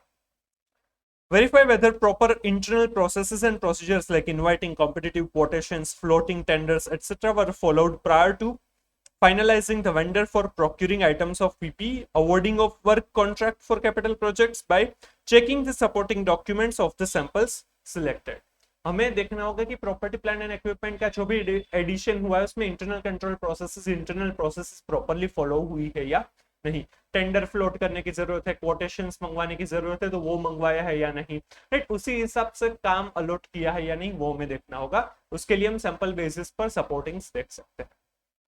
तो यहाँ तक जो भी था ये एडिशन के बारे में था। एडिशन अगर हमें चेक करना है तो उसमें हम क्या क्या देखेंगे, जो भी मटेरियल एडिशन हुआ है ड्यूरिंग द ईयर, राइट, वो हमें देखना होगा कि AS10 का क्राइटेरिया को मैच करते हैं या नहीं। फिर हमें दिया है कि जो भी एक्सपेंस कॉस्ट जो भी इनकर किया है उसमें जो इनिशियल किया है और सब्सिक्वेंटली एडिशन रिप्लेसमेंट वगैरह का जो कॉस्ट है वो पार्ट होगा of the property plan and equipment. Plus हमें जो एडिशन दिखना है उसके लिए देखना होगा उसमें जो AS10 के हिसाब से कॉस्ट अलाउड है वही कॉस्ट उसमें इंक्लूड होनी चाहिए, राइट। फिर स्पेयर पार्ट्स है, stand by equipment, servicing equipment है, वो तभी अगर AS10 के हिसाब से PP के क्राइटेरिया में फॉलो थे तभी वो PP का पार्ट होगा, अदरवाइज वो इन्वेंटरी या फिर expense as a expense recognise किया जाएगा। फिर दिया है कि purchase invoice supporting documents check करने हैं कि जो भी एडिशन हुआ है तो परचेज इनवॉइस इंस्टॉलेशन का अगर कोई भी सर्टिफिकेट है, रिपोर्ट्स और भी कोई है डॉक्यूमेंटेशन, वो सारी चीजें देखेंगे। ऑथोराइज्ड है या नहीं वो एडिशन, वो हम चेक करेंगे। और जो एडिशन के लिए internal control processes properly follow हुई है या नहीं वो हमें देखना होगा। तो ये सारे एडिशन के लिए पॉइंट्स है, एडिशन का भी अलग से क्वेश्चन आपको पूछ सकते हैं। और डिलीशन के बारे में अब दिया है, जैसा एडिशन में था वैसे ही डिलीशन में है, डिलीशन में भी ऑथोराइजेशन है या नहीं, इंटरनल कंट्रोल प्रोसेसेस फॉलो हुई है या नहीं, उसके सपोर्टिंग डॉक्यूमेंट्स है या नहीं, वो सारी चीजें हमें देखेंगे। और डिलीशन के बाद उसमें डेप्रिसिएशन नहीं हो रहा है वो भी हमें देखना होगा। In relation to deletion to PP, understand from the management the reason and rationale for deletion. For example could be new purchase of similar asset once the old asset was no longer fit to be used in production process. तभी deletion होना चाहिए कि जो asset है वो proper नहीं है, वो अब प्रोडक्शन के लिए या फिर एक्टिव यूज में नहीं कर सकते, तभी वो डिलीशन होना चाहिए। तो वो क्यों हुआ वो भी हमें समझना होगा, reason and the manner of disposal, वो किस तरह से डिस्पोज ऑफ की गई और उसका रीजन क्या था डिस्पोजल का, वो हमें समझना होगा। Obtain the management approval and discard note authorising disposal of the asset from its active use, management की अप्रूवल है या नहीं, डिस्कार्ड नोट है या नहीं, वो हमें देखना होगा। Verify the process followed for sale of discarded PP, for example inviting competitive quotes, tenders and the basis of calculation of sales proceeds. ये भी हमें देखना होगा कि प्रोसेस फॉलो हुई है या नहीं उसको डिस्कार्ड करने के लिए properly, invitation of inviting quotes, tenders वगैरह हुए थे या नहीं ताकि कॉम्पिटिटिव प्राइसेस मिल पाए, राइट, वो सारी चीजें हुई है या नहीं वो देखना है। सेल प्रोसीड्स किस तरह से कैलकुलेट किया है वो सारी चीजें देखेंगे। Verify that the management has accurately recorded the deletion of PP, original cost and accumulated depreciation up to the date of disposal and the resultant gain or loss on disposal of PP item in the entity's books of account। जो भी asset cell की गई है तो उसमें से जो cell proceeds है उसमें से हम माइनस करेंगे उसकी एक्यूमुलेटेड जो भी ओरिजिनल कॉस्ट थी, उसमें से डेप्रिसिएशन माइनस करने के बाद जो WDV मिल रही है वो और सेल प्रोसीड्स का डिफरेंस जो होगा वो गेन या फिर लॉस होगा, राइट। सेल प्रोसीड्स ज्यादा होगी तो गेन होगा, सेल प्रोसीड्स कम होगी तो लॉस होगा, तो वो प्रॉपर्ली रिकॉर्ड हुआ है या नहीं वो हमें देखना होगा। ये इटसेल्फ एक पॉइंट है, वो भी आपको ऐसे क्वेश्चन पूछ सकते हैं कि डिलीशन के लिए आप क्या क्या चेक करेंगे, तो मैनेजमेंट की अप्रूवल है या नहीं वो हमें चेक करना होगा, उनके रीजंस क्या थे डिलीशन के वो हमें चेक करने होंगे, वो समझने होंगे, प्रोसेसेस जो है वो प्रॉपर्ली फॉलो हुई है या नहीं वो हमें देखना होगा, और उसका रिकॉर्डिंग वगैरह जो है, राइट, वो बराबर हुआ है या नहीं वो देखना होगा। डिलीशन के बाद गेन और लॉस का भी रिकॉर्डिंग बराबर होना चाहिए। क्लियर, तो ये 4 पॉइंट्स हो रहे हैं, तो ये भी आपको 3 या 4 मार्क्स में क्वेश्चन बन सकता है। मैंने इसके साथ ये वीडियो में आपको डिस्क्रिप्शन में नोट्स भी मिल जाएगी, राइट, तो वो भी आप कंसिडर कर सकते हैं, पूरे ही ऑडिट की नोट्स अवेलेबल है अब तो तो वो आप डाउनलोड करके रीड कर सकते हैं। उसके बारे में भी पूरा वीडियो आएगा, ये जब पूरा ही सिलेबस खत्म हो जाएगा तो उसके बाद उसका भी रिवीजन वीडियो, जो आपको एग्जाम के पहले अगले दिन के लिए काम आ सकता है या फिर रिवीजन करने के लिए हेल्पफुल हो सकता है। वो नोट्स का यूज आप रिवीजन के लिए या फिर डे बिफोर एग्जाम के लिए ही यूज करिएगा। पहली बार तो आपको मॉड्यूल ही पढ़नी चाहिए। फिर जो नेक्स्ट असर्शन है, PPE have been valued appropriately and as per generally accepted accounting policies and practices। जो प्रॉपर्टी प्लान एंड इक्विपमेंट है उसका वैल्यूएशन प्रॉपरली हुआ है या नहीं, जनरली एक्सेप्टेड अकाउंटिंग प्रिंसिपल्स के हिसाब से हुआ है या नहीं, वो हमें देखना होगा। तो उस वैल्यूएशन के लिए सबसे इंपॉर्टेंट पार्ट होता है डेप्रीशिएशन। डेप्रीशिएशन है वो प्रॉपरली चार्ज होना चाहिए, सारी ही एसेट्स पर होना चाहिए, और उसकी मेथड वगैरह बराबर है या नहीं, यूजफुल लाइफ वगैरह स्क्रैप वैल्यू बराबर है या नहीं, वो हमें देखना होगा। कंपनीज के लिए जनरली जो यूजफुल लाइफ है वो schedule 2 of the companies act 2013 में दी है, तो उसी के हिसाब से यूजफुल लाइफ ली है या नहीं वो हमें देखना जरूरी हो जाएगा हमारे लिए। Right, scrap value generally schedule 2 के हिसाब से 5% ली जाती है, बट अगर एंटिटी को लग रहा है कि कोई और जस्टिफाइबल स्क्रैप वैल्यू है या फिर इवन यूजफुल लाइफ भी अगर जस्टिफाइबल और कोई है जो शेड्यूल 2 में है, उनसे वो डिपार्ट कर रहे हैं, तो वो क्यों है वो भी उनको रीजन है वो फाइनेंशियल स्टेटमेंट में डिस्क्लोज करने रहेंगे। और डेप्रीशिएशन के मेथड वगैरह है वो भी बराबर होनी चाहिए। और साथ में इम्पेयरमेंट अगर हो रहा है कि जो असेट है उसकी वैल्यू काफी डिक्रीज हो चुकी है, तो उसका इम्पेयरमेंट लॉस और इम्पेयरमेंट वगैरह भी दिखाना जरूरी हो जाएगा। It is common understanding that the value of fixed assets or PPE depreciates due to efflux of time, मतलब कि टाइम पास होता है उस वजह से भी प्रॉपर्टी प्लान एंड इक्विपमेंट की वैल्यू डिक्रीज होती है। यूज एंड ऑब्सोलेशन, हम यूज करते हैं प्रॉपर्टी प्लान एंड इक्विपमेंट, उस वजह से उसकी वैल्यू डिक्रीज होती है, और ऑब्सोलेट हो जाती है क्योंकि नई टेक्नोलॉजीज आती है, उसमें चेंजेस होते रहते हैं, इस वजह से डेप्रीशिएशन किया जाता है। The diminution of the value represents an item of cost to the entity for earning revenue during an given period। हम मतलब जो भी एंटिटी है वो प्रॉपर्टी प्लान एंड इक्विपमेंट का यूज करते हैं और उसके सामने जो कॉस्ट हुआ है वो प्रॉफिट एंड लॉस अकाउंट में चार्ज किया जाता है, जो डेप्रीशिएशन है, ताकि एक्चुअल में पता चले कि जो income profit and loss account में इस साल में दिखाई है उसको अर्न करने के लिए क्या क्या एक्सपेंस हुआ है, और उसमें से एक एक्सपेंस है ये डेप्रीशिएशन भी है, क्योंकि असेट्स का यूज किया गया उस इनकम को अर्न करने के लिए, और उसके सामने ये एक्सपेंस इस साल के लिए चार्ज किया जा रहा है। तो वो जो इनकम है वो प्रॉपरली दिखाई जाएगी, जो प्रॉफिट या फिर लॉस आएगा वो प्रॉपर हमें पता चलेगा। Unless this cost in the form of depreciation is charged to the accounts, the profit and loss would not be correctly ascertained and the values of PPE would be shown at higher amounts। अगर वो property plan and equipment के ऊपर जो depreciation है वो properly नहीं दिखाया जाएगा तो इनकम प्रॉफिट लॉस वो प्रॉपर नहीं दिखेगा। तो ऑडिटर्स शुड, अब ऑडिटर को क्या करना चाहिए, यहां तक जो था वो डेप्रीशिएशन के बारे में था, ये आप फिर से नहीं पढ़ेंगे तो चलेगा, क्योंकि ये डेप्रीशिएशन क्या है क्यों है वो समझाया है, जो अब आपको क्वेश्चन में आने के एग्जाम में आने के चांसेस नहीं है। ऑडिट किस तरह से हो रहा है या फिर अगर कोई प्रोविजंस ऑफ एस वगैरह होते तो वो इंपॉर्टेंट हो सकता था, पर डेप्रीशिएशन क्यों है वो समझाया है, तो ये पैराग्राफ आप कंसिडर फिर से नहीं करेंगे तो चलेगा। Verify that the entity has charged depreciation on all items of PPE unless any item of PPE is non-depreciable like freehold land। सारी ही एसेट्स, सारे ही प्रॉपर्टी प्लान एंड इक्विपमेंट की जो आइटम्स है उसके ऊपर डेप्रीशिएशन लगा है या नहीं वो ऑडिटर को देखना होगा। हाँ, अगर लैंड जैसे कोई भी आइटम है कि जिसके ऊपर डेप्रीशिएशन चार्ज नहीं किया जा सकता है तो वो एक्सक्लूड किया जाएगा। Assess that the depreciation method used reflects the pattern in which the assets future economic benefits are expected to be consumed by the entity। It could be straight line method, diminishing value method, unit of production method as applicable। जो भी asset है right, तो उसमें जो depreciation के method use की गई है वो स्ट्रेट लाइन मेथड हो, WDV हो या और कोई हो, तो वो उस हिसाब से उसकी जो पैटर्न ऑफ यूज है उसी के हिसाब से है या नहीं वो देखना होगा। अगर एसेट का जो यूज है वो through out the life of the asset same रहने वाला है तो स्ट्रेट लाइन मेथड जो है वो प्रॉपर है।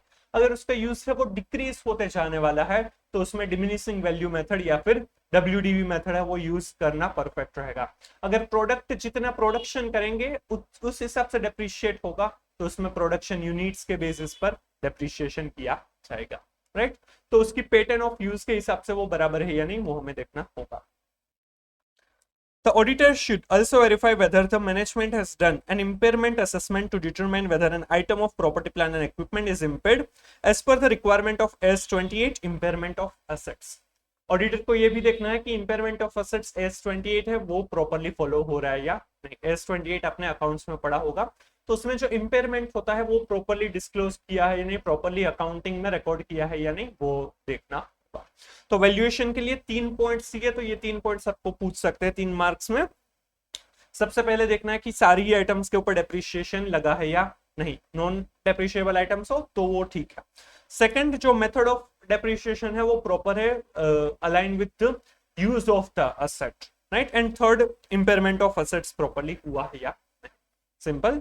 चलिए फिर है, the entity has valid legal ownership rights over the PP claimed to be held by the entity and recorded in the financial statements, rights and obligation। जो भी असेट है, प्रॉपर्टी प्लांट एंड इक्विपमेंट है, वो actually में उसके ownership rights है वो entity का ही है। राइट्स एंड ऑब्लिगेशन एसेट्स हम यहाँ पर समझने वाले हैं, right.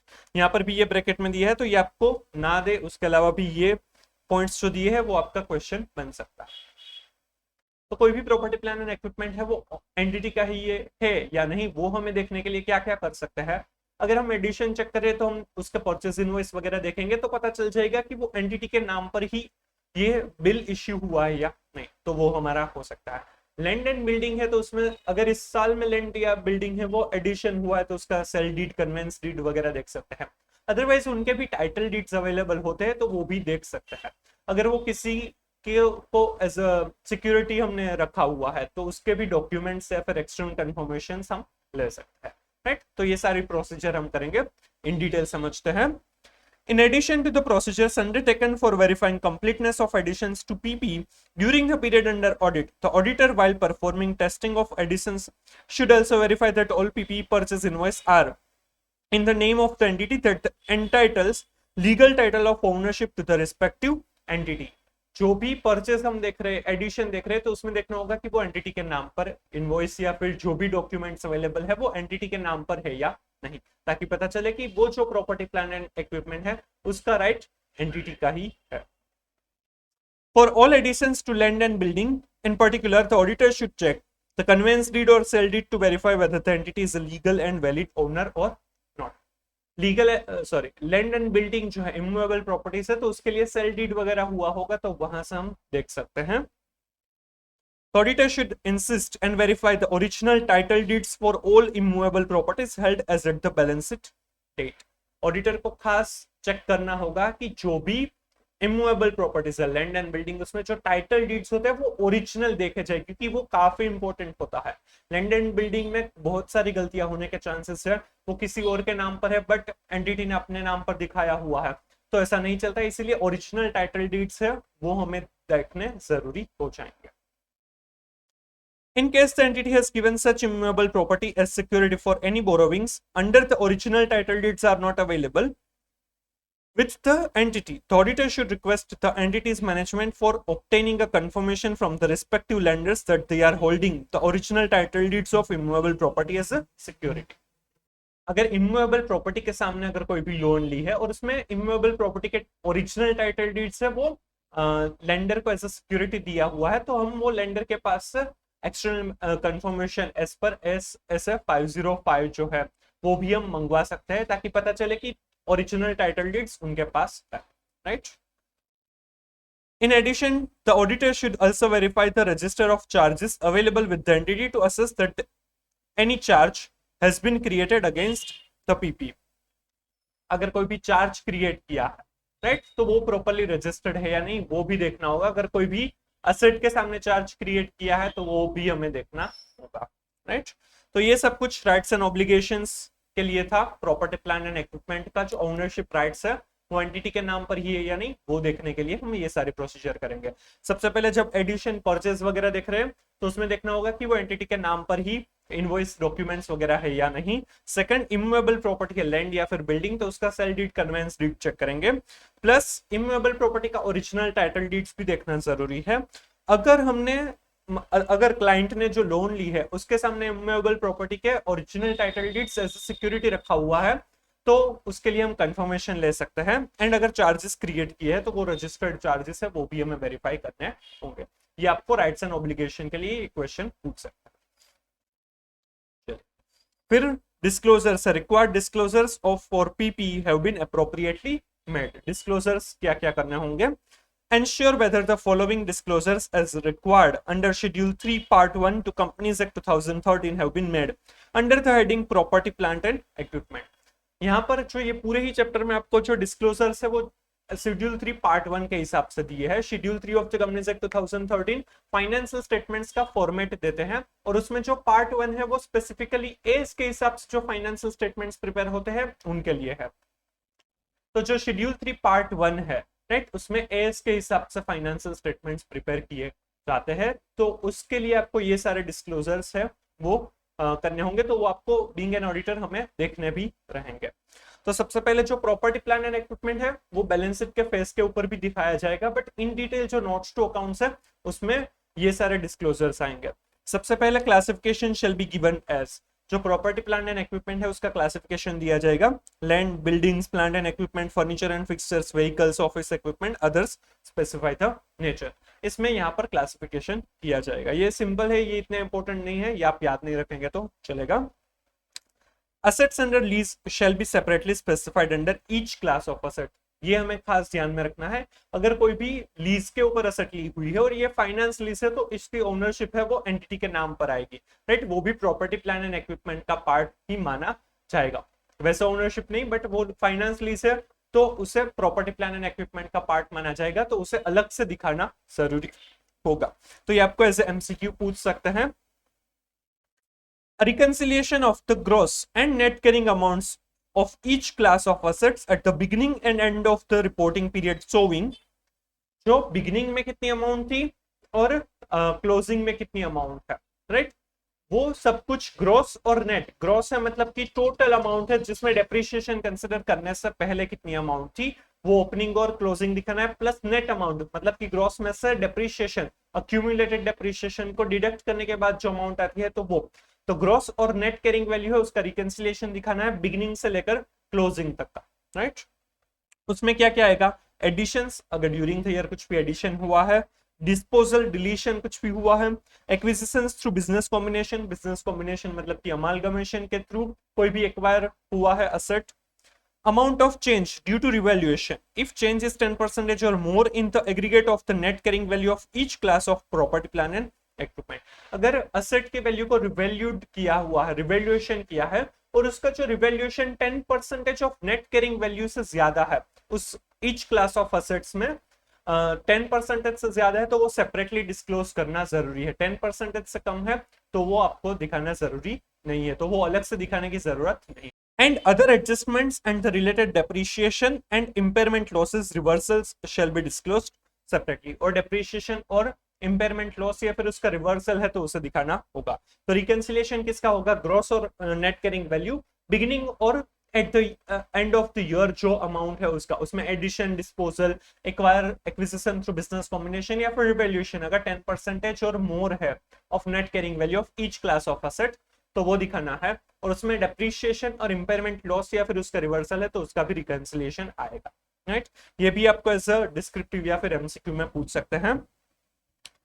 Where sums have been written off on a reduction of a capital or revaluation of assets, or where sums have been added on revaluation of assets, every balance sheet subsequent to date of such write-off or addition shall show the reduced or increased figure as applicable and shall by way of a note also show the amount of the reduction or increase as applicable together with the date thereof for the first 5 years subsequent to the date of such reduction or increase। अगर reduction of capital मतलब कि capital जो internal reconstruction आपने accounts में पढ़ा होगा या फिर रिवैल्यूएशन ऑफ असेट्स की वजह से असेट की वैल्यू इंक्रीज या फिर डिक्रीज की गई है तो जिस ईयर में हुई है वहां से लेकर 5 साल, वहां उसके बाद के 5 साल राइट, यहाँ पर आपको दिया हुआ है ना कि आपको subsequent to date of such write-off or addition shall show the reduced or increased figure। कितने सालों के लिए आपको दिखाना है? First 5 years। subsequent to that increment या फिर रिडक्शन जो है उसके 5 साल, उसके बाद 5 साल तक आपको ये दिखाना है। मतलब अगर 23-24 में ये हुआ है तो 23-24 के बाद 5 साल में मतलब 24-25 से लेकर 5 साल तक आपको उसमें जो एडिशन या फिर इंक्रीज या फिर डिक्रीज हुआ है तो वो आपको दिखाना होगा राइट। तो ये भी इंपॉर्टेंट है, ये भी आपको एज एमसीक्यू या फिर डिस्क्रिप्टिव क्वेश्चन में कुछ क्वेश्चन बनाकर पूछ सकते हैं। ये सारा शेड्यूल 3 के हिसाब से डिस्क्लोजर नेसेसरी है। क्लासिफिकेशन करना होगा प्रॉपर्टी प्लान एंड इक्विपमेंट का, ये आप याद नहीं रखेंगे तो चलेगा। लीज लीज पर अगर कोई भी असेट है और वो जो फाइनेंस लीज है तो वो प्रॉपर्टी प्लान एंड इक्विपमेंट में दिखाया जाएगा, बट वो सेपरेटली दिखाना जरूरी है for each class of asset. फिर रिकंसिलिएशन आएगा और लास्ट में अगर इंटरनल रिकंस्ट्रक्शन या रिवैल्यूएशन के टाइम पे इंक्रीज या फिर डिक्रीज हुई है असेट की वैल्यू तो वो 5 साल तक दिखानी जरूरी। फिर यहाँ पर कुछ एडिशनल डिस्क्लोजर्स भी दिए गए हैं जो 2-3 साल से फाइनेंशियल स्टेटमेंट्स में ऐड किए गए हैं, वो इंपॉर्टेंट है, इसमें से क्वेश्चन बहुत बार आते हैं। To be disclosed as additional regulatory information, ये भी शेड्यूल 3 में ही दिया हुआ है। Title deeds of immovable property not held in the name of the company, अगर कोई भी asset property plan and equipment immovable property जो है वो एंटिटी के प्रॉपर्टी प्लान एंड इक्विपमेंट में दिखाया है बट उसके टाइटल डीड्स है वो कंपनी के नाम पर नहीं है, तो ये एक डिस्क्लोजर देना जरूरी है। The company shall provide the details of all the immovable property other than properties where the company is the lessee and the lease agreement are duly executed in favor of the lessee. Lease के अलावा जो भी अगर कोई asset है जिसका title deeds company के नाम पर नहीं है तब ये डिस्क्लोजर आएगा। Whose title deeds are not held in the name of the company in format given below and where such immovable property is jointly held with others, details are required to be given to the extent of the company's share. अगर वो किसी और के साथ jointly held की है तो जितना कंपनी का शेयर है उतना यहाँ पर दिखाना जरूरी होगा। यहाँ पर एक फॉर्मेट है, उस फॉर्मेट में अगर कंपनी के नाम पर इमूवेबल प्रॉपर्टीज के टाइटल डीड्स नहीं है तो ये डिस्क्लोज करना है। जो भी पीपीई में इमूवेबल प्रॉपर्टी दिखाई है और अगर उसका टाइटल डीड कंपनी के नाम पर नहीं है तो ये डिस्क्लोजर आएगा। इसका फॉर्मेट है relevant line items in the balance sheet. अब जो बैलेंस शीट है उसमें क्या क्या हो सकता है, property plan and immovable property जो है वो प्रॉपर्टी प्लान एंड इक्विपमेंट का पार्ट हो सकता है। इन्वेस्टमेंट प्रॉपर्टी सिर्फ इन्वेस्टमेंट के पर्पस के लिए है, वो यूज नहीं करते हैं, राइट। या फिर PP retired from active use and held for disposal, कोई भी इमूवेबल प्रॉपर्टी है वो अब सेल करने का उनका इंटेंशन है एंटिटी का, तो वो अलग से दिखाया जाएगा। या फिर अदर्स, तो वो कौन से रिलेवेंट लाइन आइटम क्या है बैलेंस शीट की वो दिखाना है। फिर description of item of PP, land है या फिर बिल्डिंग है वो दिखाया जाएगा। ग्रॉस कैरिंग वैल्यू, इसकी ग्रॉस कैरिंग वैल्यू कितनी है, कितने में वो परचेस किया था। Title deeds held in the name of, किसके नाम पर ये टाइटल डीड्स है। Whether title deeds holder is a promoter, director और रिलेटिव ऑफ प्रोमोटर और डायरेक्टर और एम्प्लॉय ऑफ प्रोमोटर और डायरेक्टर, क्या टाइटल डीड्स है वो डायरेक्टर या फिर प्रोमोटर या फिर रिलेटिव्स ऑफ प्रोमोटर और डायरेक्टर या फिर एम्प्लॉयज ऑफ प्रोमोटर और डायरेक्टर के नाम पर है, तो वो दिखाना होगा। यहाँ पर रिलेटिव और प्रोमोटर जो है, राइट, वो जो कंपनीज एक्ट में डिफाइन किया है उस हिसाब से होंगे। Property held since which date, कब से ये प्रॉपर्टी है वो कंपनी के पास है, हेल्ड की गई है। And reason for not being held in the name of the company also indicate if in dispute, और क्यों नहीं किया गया, क्यों वो कंपनी के नाम पर टाइटल डीड्स नहीं है वो भी यहाँ पर दिखाना होगा। तो जब भी कंपनी के नाम पर इमूवेबल प्रॉपर्टीज के टाइटल डीड्स नहीं है तब ये डिस्क्लोजर देना जरूरी है कि वो relevant line item of the balance sheet कौन सी लाइन आइटम है, property plan and equipment, investment property या फिर हेल्ड फॉर डिस्पोजल या फिर अदर्स, राइट। फिर दिखाना है description of the item of property, land या फिर बिल्डिंग, उसकी ग्रॉस कैरिंग वैल्यू क्या है, टाइटल डीड्स जो है वो held in the name of, किसके नाम पर वो टाइटल डीड्स है, क्या वो टाइटल डीड्स है वो डायरेक्टर या फिर प्रमोटर या फिर रिलेटिव्स ऑफ डायरेक्टर और प्रमोटर या फिर एम्प्लॉइज ऑफ डायरेक्टर या प्रमोटर के नाम पर है, कब से वो प्रॉपर्टी है वो कंपनी ने हेल्ड किया, डेट और reason for not holding in the name of the title deeds है वो क्यों कंपनी के नाम पर नहीं है वो, और डिस्प्यूट अगर है तो वो भी दिखाना जरूरी। ये इंपॉर्टेंट है, ये क्वेश्चन ओल्ड कोर्स में अभी तक नहीं पूछा है पर ये डिस्क्लोजर्स बहुत पूछते हैं तो ये आपको पूछ सकते हैं।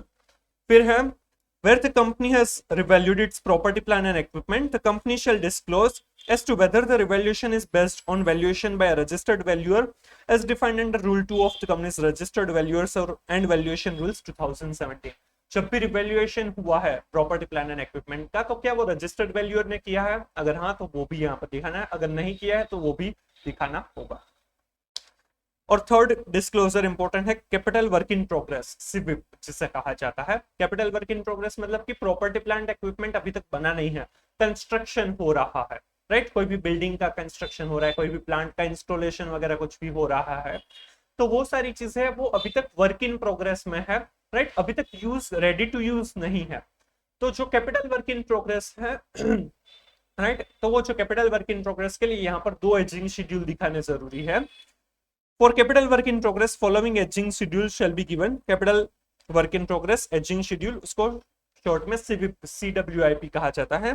Amount in rupees, amount in सिविप फॉर अ पीरियड ऑफ, और टोटल, यहाँ पर सिविप क्या है, जो भी है वो कब से सिविप में है, अमाउंट इन सिविप फॉर अ पीरियड ऑफ, कब से वो सिविप में है, less than 1 year, 1 to 2 years, 2 to 3 years, more than 3 years, और इसका यहाँ पर टोटल दिया जाएगा। प्रोजेक्ट्स इन प्रोग्रेस, जो प्रोजेक्ट्स इन प्रोग्रेस है, राइट, उसका लेस देन 1 ईयर में कितना है, 1 to 2, 2 to 3, more than 3 years। और प्रोजेक्ट्स टेम्पररीली सस्पेंडेड, कोई भी रीजन से टेम्पररीली सस्पेंड किए गए हैं, राइट, लेबर की अवेलेबिलिटी नहीं है और कोई प्रॉब्लम आ गया है, गवर्नमेंट का कोई रिस्ट्रिक्शन है, राइट, तो उस वजह से अगर वो टेम्पररीली सस्पेंड किए गए हैं तो वो भी यहाँ पर दिखाना होगा। तो प्रोजेक्ट्स इन प्रोग्रेस और प्रोजेक्ट्स टेम्पररीली सस्पेंडेड, राइट, वो दोनों ही दिखाने हैं। और उसका जो एजिंग पीरियड किस तरह से, less than 1 year, 1 to 2 years, 2 to 3, और मोर देन 3 years, राइट। और ये जो टोटल होगा वो बैलेंस शीट के साथ मैच होना चाहिए। टोटल शेल टेली विद सिविप amount in the balance sheet, ये इंपॉर्टेंट है, ये आपको एमसीक्यू भी पूछ सकते हैं, राइट क्योंकि यहाँ पर आपको जितनी भी सिविप है उसका जस्ट आपको आप क्लासिफिकेशन दे रहे हैं, इन एजिंग दिखा रहे हैं कि वो कितने साल से सिविप में है, तो उसका जो टोटल होगा वो बैलेंस शीट से मैच किया जाएगा। ये भी क्वेश्चन अब तक नहीं पूछा है तो पूछ सकते हैं, मतलब ये ओल्ड कोर्स में नहीं पूछा है तो न्यू कोर्स में कहीं पर भी ये क्वेश्चन आ सकता है। फॉर सिविप इन जो भी कैपिटल वर्क इन प्रोग्रेस है, whose completion is overdue or has exceeded its cost compared to its original plan, following CWIP completion schedule shall be given। अगर CWIP जो है, राइट, अभी तक कंप्लीट नहीं हुआ है और वो ओवरड्यू हो चुका है, जितना एक्सपेंस एनडीटी ने पहले अज्यूम किया था उससे ज्यादा हो गया है, या फिर उसका जो प्लान था कि ये पीरियड तक ये कंप्लीट हो जाएगा बट अभी तक कंप्लीट नहीं हुआ है, राइट, कॉस्ट बढ़ गया है या फिर कंप्लीशन शेड्यूल से ज्यादा हो चुका है जितना उन्होंने सोचा था, तब एक अलग से एजिंग शेड्यूल देना है, राइट, मतलब यहाँ पर कंप्लीशन ओवरड्यू और has exceeded its cost compared to its original plan, time ज्यादा हो चुका है या फिर कॉस्ट ज्यादा हो चुके हैं, तभी ये एजिंग शेड्यूल देना रहेगा। Amount in rupees to be completed in, अब कितने टाइम के अंदर ये कंप्लीट हो जाएगा, और ये जो है वो प्रोजेक्ट वाइज दिया जाएगा, प्रोजेक्ट 1 2 जिसमें भी ओवरड्यू हुआ है या फिर कॉस्ट ज्यादा हो चुकी है उसमें ही देना है। लेस देन 1 ईयर, 1 साल के अंदर अंदर कंप्लीट हो जाएगा, 1 to 2 years में कंप्लीट होगा, 2 to 3 years में, और मोर देन 3 years में, तब तक कंप्लीट होगा। ये कितना हो चुका है और यहाँ पर कितना होने वाला है वो पीरियड देना है, दोनों में वो डिफरेंस है, राइट, यहाँ पर जितना हो चुका है वो दिखाएंगे, उसमें भी period less than 1 year, 1 to 2, 2 to 3, more than 3 years है। यहाँ पर कितने टाइम के अंदर कंप्लीट होगा, less than 1 year, 1 to 2, 2 to 3, more than 3 years, right. यहाँ पर टोटल नहीं आएगा क्योंकि यहाँ पर कितने टाइम के अंदर कंप्लीट होगा उसी के हिसाब से देना। Details of projects where activity has been suspended shall be given separately, और यहाँ पर भी जो हम एजिंग देंगे उसमें भी अगर टेम्पररीली सस्पेंडेड है तो उसका भी अलग से दिखाया जाएगा, राइट। तो ये सीबीप के एजिंग शेड्यूल से दो टाइप के देने रहेंगे। अगर सीबीप में जो है, राइट, उसके लिए प्रोजेक्ट इन प्रोग्रेस और टेम्पररीली सस्पेंडेड, ये दो बाइफर्केशन रहेंगे, और उसका जो पीरियड होगा less than 1 year, 1 to 2, 2 to 3, more than 3 years, और उसका टोटल है वो बैलेंस शीट के साथ मैच होगा। और अगर सीबीप में जो है वो ओवरड्यू हो चुका है, टाइम ज्यादा हो चुका है, या फिर कॉस्ट ओरिजिनल प्लान से ज्यादा हो चुका है, तो उसमें to be completed in less than 1 year, 1 to 2, 2 to 3, more than 3 years में देना है, और वो प्रोजेक्ट वाइज डिटेल्स होगी। और उसमें भी अगर टेम्पररीली सस्पेंडेड अगर कोई भी प्रोजेक्ट है तो वो सेपरेटली डिस्क्लोज किया जाएगा। क्लियर। तो ये प्रॉपर्टी प्लान एंड इक्विपमेंट का ऑडिट किस तरह से किया जाएगा उसके बारे में था। होप आपको ये सब कुछ समझ में आ चुका होगा। अगर आपको कुछ भी समझ में नहीं आता है तो आप बिंदास कमेंट कर सकते हैं, मैं रिप्लाई जरूर करूंगा।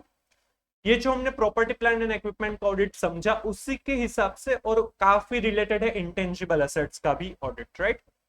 इंटेंजिबल एसेट्स जिसे देख नहीं सकते हैं, मतलब जिसे टच नहीं कर सकते, पता है कि हाँ ये एसेट है बट वो टच नहीं कर सकते, इंटेंजिबल एसेट्स है। और ये S26 जो इंटेंजिबल एसेट्स है उसके हिसाब से रिकॉग्नाइज किया जाता है, तो वो उसका ऑडिट कैसे करेंगे और S26 की क्या रिक्वायरमेंट है वो हम यहाँ पर समझने वाले हैं। Intangible asset comprising goodwill, brand or trademarks, computer software, etc. An intangible asset is an identifiable non-monetary asset without physical substance held for use in the production or supply of goods or services, for rental to others or for administrative purposes. जो भी asset है intangible है, non monetary asset है, right, without physical substance, उसका physical substance कुछ भी नहीं होता, बट वो प्रोडक्शन या फिर गुड्स या फिर सर्विसेज सप्लाई करने में यूज होता है, या फिर एडमिनिस्ट्रेटिव पर्पस या फिर रेंटल पर्पस के लिए यूज होते हैं, तो वो इंटेंजिबल एसेट्स है. Enterprises frequently spend resources on the acquisition, development, maintenance, or enhancement of intangible assets such as scientific or technical knowledge, design and implementation of new processes or systems, licenses, intellectual property, market knowledge, and trademarks, including brand names and publishing titles. तो ये बहुत सारे intangible assets है, उसके ऊपर expense किया जाता है, उसे एज अ असेट कंसिडर किया जाता है और वो बैलेंस शीट का पार्ट माना जाता है. Common examples of items encompassed by these broad headings are computer software, patents, copyrights, motion picture films, customer list, mortgage, servicing rights, fishing licenses, import quotas, franchises, customer or supplier relationship, customer loyalty, market share and market rights. Goodwill is another example of an item of intangible nature which either arises on acquisition or may be internally generated. ये सारी assets है, right? Not all the items described in above paragraph will meet the definition of an intangible asset, that is, identifiability, control over a resource, and expectation of future economic benefits flowing to enterprise. तो actual में इसका future economic benefit भी मिलने वाला चाहिए, तभी उस asset को एज इंटेंजिबल असेट हम वो रिकॉग्नाइज कर सकते हैं. If an item covered by this standard does not meet the definition of an intangible asset, expenditure to acquire it or generate it internally is recognized as an expense when it is incurred. अगर वो intangible asset की definition में fall नहीं होते हैं तो उसको सिर्फ expense के हिसाब से चार्ज किया जाएगा. As per AS 26, intangible assets internally generated goodwill should not be recognized as an asset. जो भी गुडविल है वो अगर इंटरनली जनरेटेड है, जो आपने फाउंडेशन या फिर 11th 12th में समझा होगा कि गुडविल है वो पार्टनरशिप फॉर्म है, वो उन्होंने पहले से दिखाई होती है, वो फिर बैलेंस शीट में से वो पार्टनर्स को डिस्ट्रीब्यूट की जाती थी, राइट, क्योंकि वो इंटरनली जनरेटेड गुडविल थी इसीलिए वो डिस्क्लोज नहीं की जाती है, राइट. तो इंटरनली जनरेटेड गुडविल है वो कभी भी नहीं दिखाई जाएगी बैलेंस शीट के अंदर. ये आपको एज एमसीक्यू या डिस्क्रिप्टिव क्वेश्चन पूछ सकते हैं. Some intangible asset may be contained in or on a physical substance such as a compact disc. In the case of computer software, CD में भी जो compact disc मतलब कि CD में सॉफ्टवेयर कई बार आते हैं, जो सॉफ्टवेयर है वो इंटेंजिबल एसेट है, बट उसका जो सब्सटेंस है वो फिजिकल सब्सटेंस है क्योंकि वो CD के अंदर वो सॉफ्टवेयर आएगा, right. Legal documentation in the case of a licence और पेटेंट, लाइसेंस या फिर पेटेंट है तो उसके लिए भी फिजिकल डॉक्यूमेंट तो लीगल डॉक्यूमेंट तो अवेलेबल होगा. और film in the case of motion pictures, अगर मोशन पिक्चर्स है तो वो जो फिल्म नेगेटिव जो आप कहते हैं ना जिसमें वो फिल्म रहती है तो वो फिजिकल सब्सटेंस रहता है. The cost of the physical substance containing the intangible asset is usually not significant. But वो जो physical substance का जो cost है वो इतना इंपॉर्टेंट नहीं होता है, वो नेग्लिजिबल होता है. जैसे कि सीडी है तो वो सीडी तो 10 रुपए में मिल जाएगी, बट उसके अंदर जो सॉफ्टवेयर है वो इंपॉर्टेंट है. जो लीगल डॉक्यूमेंट है तो वो डॉक्यूमेंट तो 1-2 रुपए का भी मिल जाएगा, बट वो जो डॉक्यूमेंट के अंदर जो मैटर लिखी हुई है वो इंपॉर्टेंट है. Accordingly the physical substance containing N intangible asset through tangible in nature, though tangible in nature, is commonly treated as a part of the intangible asset contained in or on it. इसीलिए जो वो physical substance है फिर भी उसे intangible asset ही माना जाएगा क्योंकि वो जो फिजिकल सब्सटेंस है उसकी कोई कीमत नहीं है, उसके अंदर जो कंटेंट है उसकी कीमत ज्यादा है, right. In some cases, an asset may incorporate both intangible and tangible elements that are, in practice, inseparable. कई बार tangible और intangible दोनों ही कंपोनेंट होते हैं और दोनों को सेपरेट नहीं कर सकते, इसीलिए दोनों को मतलब कि एक कॉमन टेंजिबल जो टेंजिबल पार्ट है वो पीपी का पार्ट हो गया, इंटेंजिबल है वो इंटेंजिबल एसेट का पार्ट हो गया, वैसे नहीं दिखा सकते हैं, वो काफी डिफिकल्ट हो जाता है. जैसे कि कंप्यूटर और ऑपरेटिंग सिस्टम है, कंप्यूटर में ऑपरेटिंग सिस्टम नहीं होगी तो वो कंप्यूटर नहीं चलेगा, राइट. कंप्यूटर है वो tangible property plan and equipment का पार्ट है और जो ऑपरेटिंग सिस्टम की बात करें तो वो इंटेंजिबल पार्ट है, बट वो सेपरेट नहीं कर सकता. अगर सेपरेट करेंगे तो उसका कुछ मतलब नहीं है. राइट। तो कंप्यूटर में ऑपरेटिंग सिस्टम के बिना कंप्यूटर का कुछ यूज नहीं है, इसीलिए कंप्यूटर और ऑपरेटिंग सिस्टम दोनों का जो एक्सपेंस है वो प्रॉपर्टी प्लांट एंड इक्विपमेंट का पार्ट हो जाएगा, राइट। तो उसको सेपरेट नहीं कर सकते, इसीलिए वो दोनों ही जरूरी है, तो उसमें से कोई एक में ही हम दिखा सकते हैं। ऑपरेटिंग सिस्टम का पार्ट है वो हम अलग से नहीं दिखा सकते, सिर्फ कंप्यूटर हार्डवेयर है वो अलग से नहीं दिखा सकते। हार्डवेयर प्लस उसमें जो ऑपरेटिंग सिस्टम है वो दोनों ही प्रॉपर्टी प्लांट एंड इक्विपमेंट का पार्ट होगा। बट हाँ, अगर उसके अंदर और कोई सॉफ्टवेयर है, राइट, जैसे कि टेली है या फिर एसएपी है जो अकाउंटिंग का सॉफ्टवेयर है, तो उसको अलग से, उसकी अमाउंट है वो अलग से दिखाई जा सकती है, इसीलिए वो अकाउंटिंग का जो सॉफ्टवेयर है वो इंटेंजिबल एसेट का पार्ट बन जाएगा, right. Judgement is required to assess as to which element is predominant, right. क्या प्रीडोमिनेंट करता है, क्या ज्यादा इंपॉर्टेंट है। For example, computer software for a computer controlled machine tool that can not operate without that specific software is an integral part of the related hardware and it is treated as a fixed asset.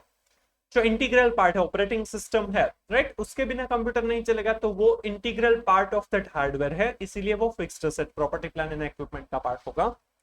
The same applies to the operating system of a computer, where the software is not an integral part of the related hardware. Computer software is treated as an intangible asset. जहां पर भी वो जो software है वो integral part नहीं होगा, जैसे हमने अकाउंटिंग सॉफ्टवेयर का एग्जांपल लिया, तो वो इंटेंजिबल एसेट का पार्ट माना जाएगा, राइट। ये जो दोनों पैराग्राफ है लास्ट के वो इंपॉर्टेंट है, इसमें से कुछ क्वेश्चन बन सकते हैं। ये इंटेंजिबल एसेट क्या है वो समझा है, अब हमें यहाँ पर समझना है इसकी ऑडिट प्रोसीजर हम क्या करेंगे। तो establish the existence of intangible fixed asset as at the period end existence assertion के लिए हमें क्या करना होगा, ऑडिट प्रोसीजर। अब ये फिजिकली उसका तो सब्सटेंस नहीं होगा, तो इसका फिजिकल वेरिफिकेशन तो कोई नहीं कर सकता है, तो उसके लिए एक्टिव यूज हमें चेक करना होगा कि वो जो इंटेंजिबल है एसेट है वो एक्टिव यूज में है या नहीं। जैसे कि सॉफ्टवेयर है तो वो सॉफ्टवेयर का यूज करके कोई भी आउटपुट मिलता है या नहीं, कहीं पर यूज करते हैं या नहीं, तो वहां से पता चल जाएगा कि वो इंटेंजिबल एसेट है वो एग्जिस्ट करते हैं या नहीं। कोई पेटेंट या कोई डिजाइन ड्राइंग वगैरह है तो उसका यूज करके प्रोडक्शन वगैरह होता है या नहीं, वो देखेंगे तो पता चल जाएगा कि वो एसेट एक्टिव यूज में है या नहीं, और उसका एक्सिस्टेंस के बारे में हमें असर्शन मिल जाएगा। Since an intangible asset is an identifiable non-monetary asset without physical substance, for establishing the existence of such assets, the auditor should verify whether such intangible asset is in active use in the production or supply of goods or services, for rental to others or for administrative purpose. वो किसी तरीके से active use में है या नहीं वो हमें देखना होगा। For example, for verifying the existence of software, the auditor should verify whether such software is in active use by the entity, and for the purpose, the auditor should verify the sale of related services or goods during the period under audit in which such software has been used. जो भी जगह पर वो software use होता है तो वो actual में यूज हो रहा है या नहीं, तो जो भी गुड्स या सर्विसेज को सप्लाई करने के लिए वो जरूरी था तो उसमें वो यूज होता है या नहीं, वो देखेंगे तो पता चल जाएगा कि वो एग्जिस्ट करता है या। दूसरा एग्जांपल है, for verifying the existence of design और drawings, the auditor should verify the production data to establish it such product if such products for which the design or drawings were purchased are being produced and sold by the entity. जो भी design या drawing वो purchase किया है तो क्या वो उसके लिए एक्चुअल में उसके हिसाब से प्रोडक्शन या फिर होता है या नहीं, सेल वगैरह होता है या नहीं, वो हमें देखना होगा। In case any intangible asset is not in active use, deletion should have been recorded in the books of account post approval by the entity's management, and amortization charge should have been ceased beyond the date of deletion. अगर कोई भी intangible asset है वो active use में नहीं है तो उसका डिलीशन दिखाना जरूरी है, बट वो उसके लिए मैनेजमेंट की अप्रूवल लेनी होगी। बीइंग एन ऑडिटर हम नहीं बोल सकते कि इसको डिलीट कर दो, इसको डिस्कार्ड दिखा दो, राइट। उसमें मैनेजमेंट की अप्रूवल होनी चाहिए, उसके बाद वो डिस्पोजल डिस्कार्ड दिखाया हुआ होना चाहिए और उसके ऊपर फिर अमोर्टाइजेशन चार्ज नहीं किया जाएगा, राइट। तो ये एक्सिस्टेंस के बारे में था, एक्टिव यूज है या नहीं वो हमें देखना होगा, सिंपल, राइट।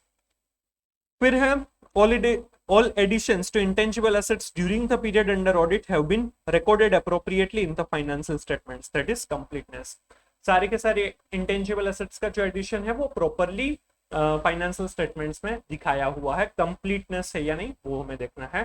तो जो हमने प्रॉपर्टी प्लान एंड इक्विपमेंट में डिस्कस किया था वही सारी चीज यहाँ पर आएगी। हम पूरा ही जो इसकी मूवमेंट है इंटेंजिबल एसेट्स की, opening plus addition minus deletion is equal to closing balance, तो वो प्रॉपरली है या नहीं वो हम देखेंगे। फिर अगर कुछ भी एडिशन किया है तो एडिशन के लिए उसका डॉक्यूमेंट्स अवेलेबल है वो हम देखेंगे। AS26 के रिकॉग्निशन क्राइटेरिया में फॉलो होते हैं या नहीं वो देखेंगे।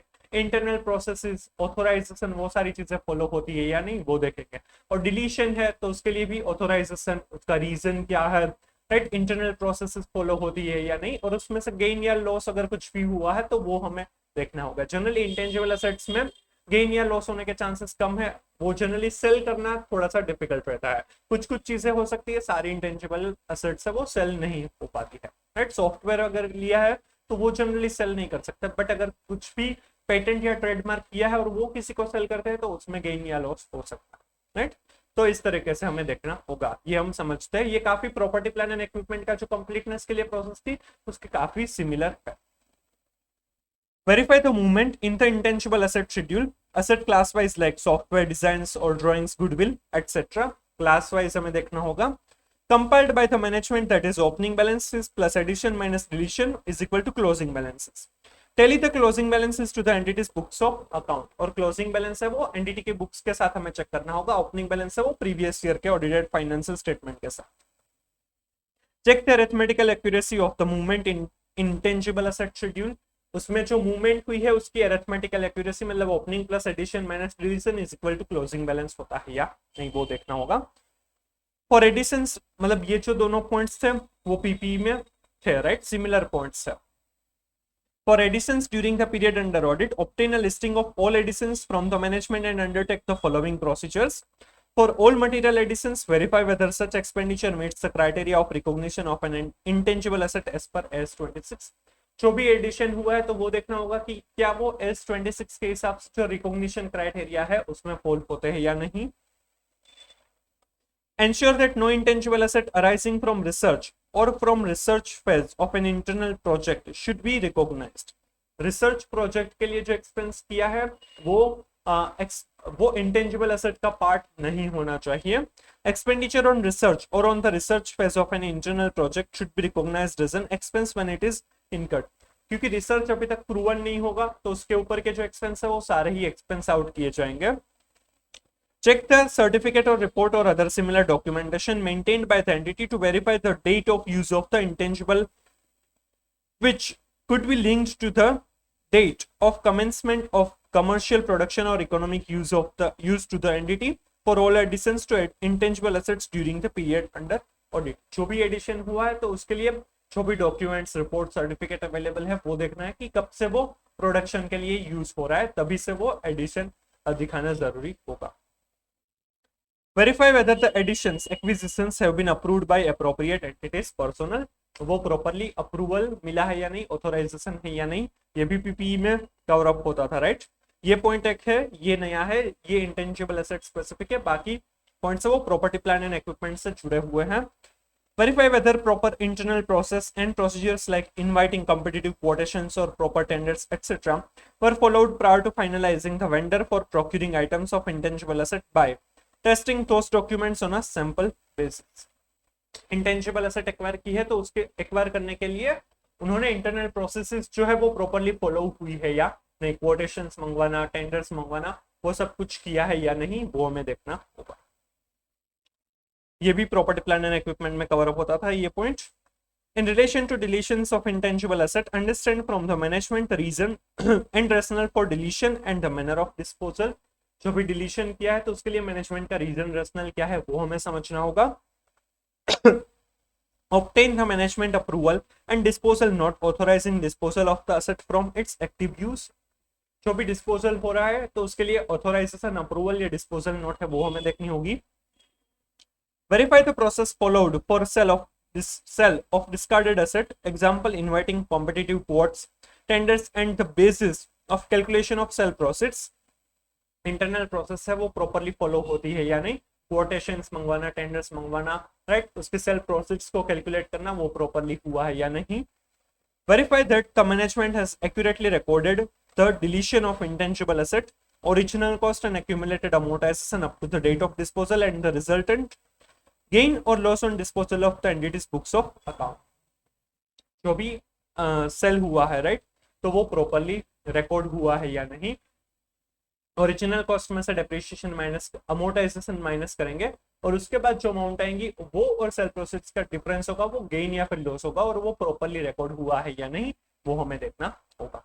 राइट, तो ये कंप्लीटनेस के लिए सारे पॉइंट्स हैं। मूवमेंट चेक करेंगे, क्लोजिंग बैलेंस है वो बुक्स ऑफ अकाउंट्स के साथ मैच करेंगे, अरिथमेटिकल एक्यूरेसी चेक करेंगे। एडिशन के लिए जो S26 के क्राइटेरिया है वो फॉलो होते हैं या नहीं वो हमें देखना होगा। रिसर्च फेज के एक्सपेंस है वो research expense expenditure as a revenue expense PNL में चार्ज होने चाहिए, वो कैपिटलाइज नहीं होने चाहिए। अप्रूवल मिली है या नहीं, इंटरनल प्रोसेस फॉलो हुई है या नहीं, और डिलीशन के लिए मैनेजमेंट का रीजन क्या है, अप्रूवल डिस्कार्ड नोट है वो प्रॉपर है या नहीं, फिर देखना होगा कि इंटरनल प्रोसेस फॉलो हुई है या नहीं और उनका रिकॉर्डिंग बराबर हुआ है या नहीं। ऑलमोस्ट सारे ही पॉइंट्स वो प्रॉपर्टी प्लान एंड इक्विपमेंट के कंप्लीटनेस से जुड़े हुए हैं, तो उसको रिलेट कर सकते हैं। सिर्फ एक पढ़ेंगे एग्जाम के टाइम पे तो भी आप दोनों में ही लिख पाएंगे और मोस्टली आपका आंसर सही हो पाएगा। राइट, इसीलिए प्रॉपर्टी प्लान एंड इक्विपमेंट और इंटेंजिबल एसेट को साथ में पढ़ना चाहिए ताकि वो इजी हो जाएगा, आप कनेक्ट कर पाएंगे और इजीली याद भी रह जाएगा और आंसर भी सही आ जाएगा। राइट, फिर दिया है वैल्यूएशन के बारे में। Intangible asset have been valued appropriately and as per generally accepted accounting policies and practices. Valuation है वो भी प्रॉपर होना चाहिए, तो वैल्यूएशन के लिए यहाँ पर भी डेप्रिसिएशन की जगह पर यहाँ पर आ जाएगा अमोर्टाइजेशन। इंटेंजिबल एसेट्स में अमोर्टाइजेशन है वो चार्ज किया जाता है, तो अमोर्टाइजेशन है वो प्रॉपर हुआ है या नहीं, उसकी मेथड बराबर है या नहीं, उसमें भी स्क्रैप वैल्यू कंसिडर किया है या नहीं, वो सारी चीजें और इम्पेयरमेंट के बारे में होगा। Right, the value of intangible asset may diminish due to afflux of time, use and or obsolescence. The diminution of the value represent cost to the entity for earning revenue during a given period. Unless this cost in the form of amortization is charged to the accounts, the profit and loss would not be correctly ascertained and the value of intangible asset would be shown at a higher amount. तो ये सब कुछ already हमने property plan and equipment में depreciation के बारे में समझा, वही है, तो ये इग्नोर कर सकते हैं। अब वैल्यूएशन के लिए क्या क्या प्रोसीजर करेंगे, तो auditor should verify that the entity has charged amortisation on all intangible assets. सारी ही इंटेंजिबल एसेट्स के ऊपर अमोर्टाइजेशन चार्ज किया है वो देखना होगा। ये भी प्रॉपर्टी प्लान एंड इक्विपमेंट में जो पॉइंट था वही है, similar to PP. Verify that the amortization method used reflects the pattern in which the asset's future economic benefits are expected to be consumed by the entity. Future economic benefits जिस हिसाब से मिलने वाला है उसी हिसाब से जो amortization है इंटेंजिबल एसेट का वो चार्ज होना चाहिए, similar to property plant and equipment. The auditor should also verify whether the management has done an impairment assessment to determine whether an intangible asset is impaired. Intangible asset की value impaired हुई है या नहीं वो भी assess करना चाहिए। For this purpose, the auditor needs to verify whether the entity has applied S28 impairment of assets for determining the manner of reviewing the carrying amount of its intangible asset, determining the recoverable amount of the asset to determine impairment loss, if any. S28 के हिसाब से impairment loss और उसका reversal है वो भी record होना चाहिए, ये भी पीपी में कवर अप हुआ था वही है। तो वैल्यूएशन ऑफ जो इंटेंजिबल एसेट्स है वो प्रॉपर्टी प्लांट एंड इक्विपमेंट के प्रॉपर्टी प्लांट एंड इक्विपमेंट के वैल्यूएशन के पॉइंट से काफी सिमिलर है कि सारी ही एसेट्स में डेप्रिसिएशन इसमें था उसमें था, यहाँ पर अमोर्टाइजेशन आएगा। मेथड ऑफ डेप्रिसिएशन या अमोर्टाइजेशन चेक करना है और इम्पेयरमेंट लॉस चेक करना है, सिंपल। तो आप एक में पढ़ेंगे तो चलेगा, पीपी में अगर अच्छे से पढ़ा है तो ये पॉइंट आप पूरा ही इग्नोर कर सकते हैं। एंड लास्ट असर्शन जो है इंटेंजिबल एसेट्स के लिए, the entity has valid legal ownership rights over the intangible asset claimed to be held by the entity and recorded in the financial statements, that is rights and obligation. Intangible asset के ऊपर rights जो है वो entity के है या नहीं वो चेक करने के लिए हम जो परचेस की प्रोसेस है एडिशन है उसके लिए जो डॉक्यूमेंट्स अवेलेबल है वो हमें देखना होगा। In addition to the procedure for verifying completeness of additions to intangible assets during the period under audit, the auditor, while performing testing of additions, should also verify that all expense invoices or purchase contracts are in the name of the entity that entitles legal title of ownership to the entity. जब भी हम addition check करेंगे तब हमें ध्यान में रखना है कि ये जो कॉन्ट्रैक्ट है, इनवॉइस वगैरह है वो एंटिटी के नाम पर है या नहीं, उससे पता चलेगा कि उसकी ओनरशिप, उसका राइट्स है वो एंटिटी का है या नहीं। एक ही पॉइंट आएगा, प्रॉपर्टी प्लांट एंड इक्विपमेंट में और भी पॉइंट्स है बट वो इमूवेबल प्रॉपर्टी के टाइटल डीड्स या फिर एज अ सिक्योरिटी अगर रखा है तो उसके बारे में था, यहाँ पर वो कवर अप नहीं हो रहा। राइट, एक ही पॉइंट है, सिंपल, राइट। चलिए अब डिस्क्लोजर्स की बारी है। डिस्क्लोजर एज पर शेड्यूल 3 आएंगे। ये भी प्रॉपर्टी प्लान एंड इक्विपमेंट के डिस्क्लोजर से काफी सिमिलर है। जैसे कि क्लासिफिकेशन सबसे पहले किया जाएगा, गुडविल है, brands and trademarks, computer software, masters and publishing titles, mining rights, copyrights and patents and other intellectual property rights, services and operating rights, recipes, formula, models, designs and prototypes, license and franchisee and other specify the nature. फिर जो reconciliation property plan and equipment के देना था वही intangible assets के लिए भी है, तो आप ये एक बार पढ़ लेना, राइट। जो similar to property plan and equipment में जो रिकंसिलिएशन था gross and net carrying value, opening and closing का, वही यहाँ पर लिखा हुआ है, कुछ भी चेंज नहीं है। सिमिलरली इंटरनल रिकंस्ट्रक्शन या रिवैल्यूएशन के टाइम पे असेट की जो वैल्यू है वो इंक्रीज या डिक्रीज हुई है, तो वो सब्सिक्वेंटली 5 इयर्स के लिए दिखाना है, वही चीज है। तो प्रॉपर्टी प्लान एंड इक्विपमेंट भी में भी वही पॉइंट था, तो ये दोनों पॉइंट काफी सिमिलर है, राइट।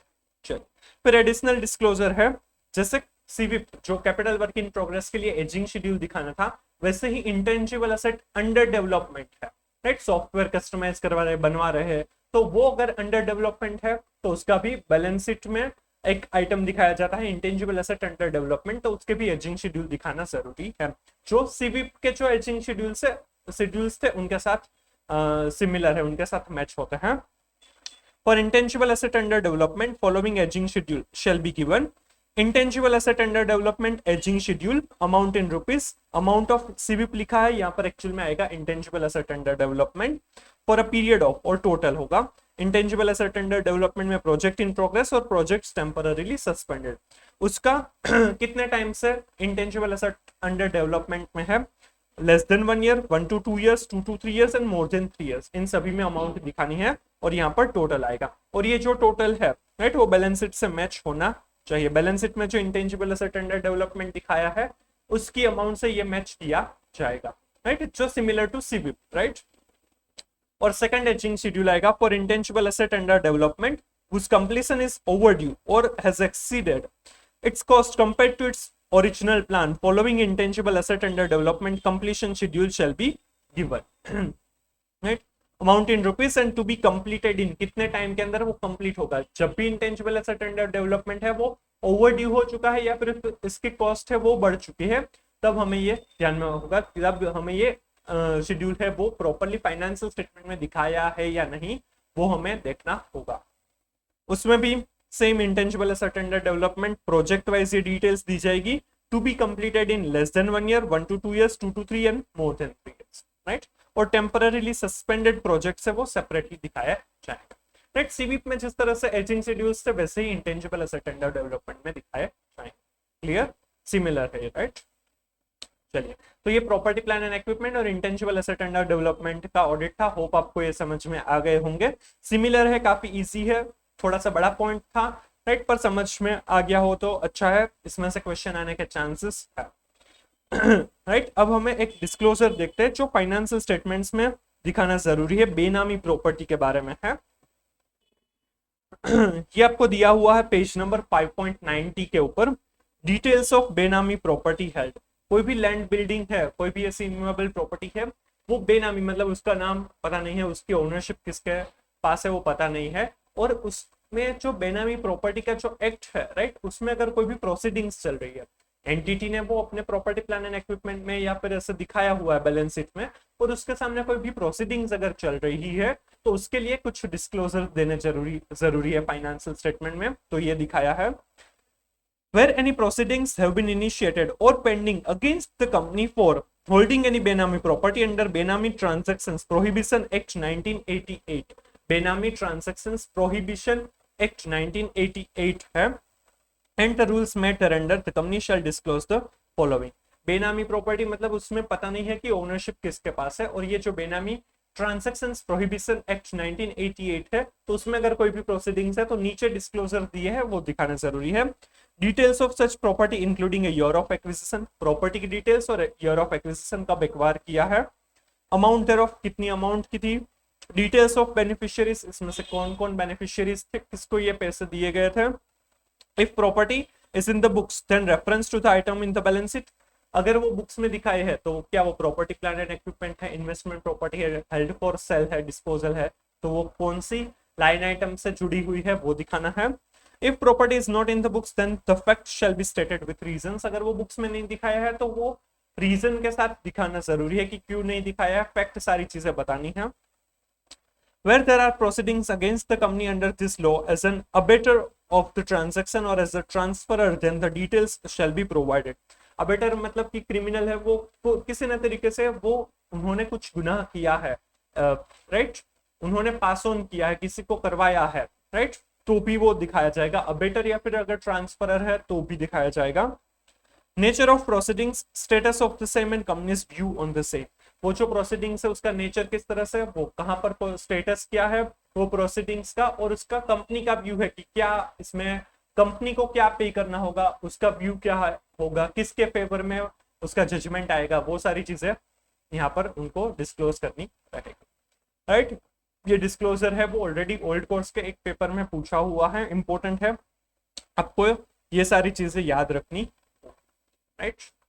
चलिए अब हम देखते हैं डेप्रिसिएशन और अमोर्टाइजेशन को किस तरह से उसके ऑडिट किया जाएगा, क्या क्या प्रोसीजर्स की जाएगी। ये आपको प्रॉफिट एंड लॉस अकाउंट की आइटम है, तो उसमें हम किस तरह से ऑडिट प्रोसीजर करनी है वो हमें समझना है। जो आपको दिया हुआ है पेज नंबर 5.107 के ऊपर दिया हुआ है डेप्रिसिएशन एंड अमोर्टाइजेशन। हमने already property plant and equipment और इंटेंजिबल एसेट्स का ऑडिट कैसे करने हैं वो समझा है, तो डेप्रिसिएशन और अमोर्टाइजेशन उससे जुड़ा हुआ है, तो यहीं पर समझ लेंगे तो हमें जल्दी समझ में आ जाएगा, याद भी रह जाएगा।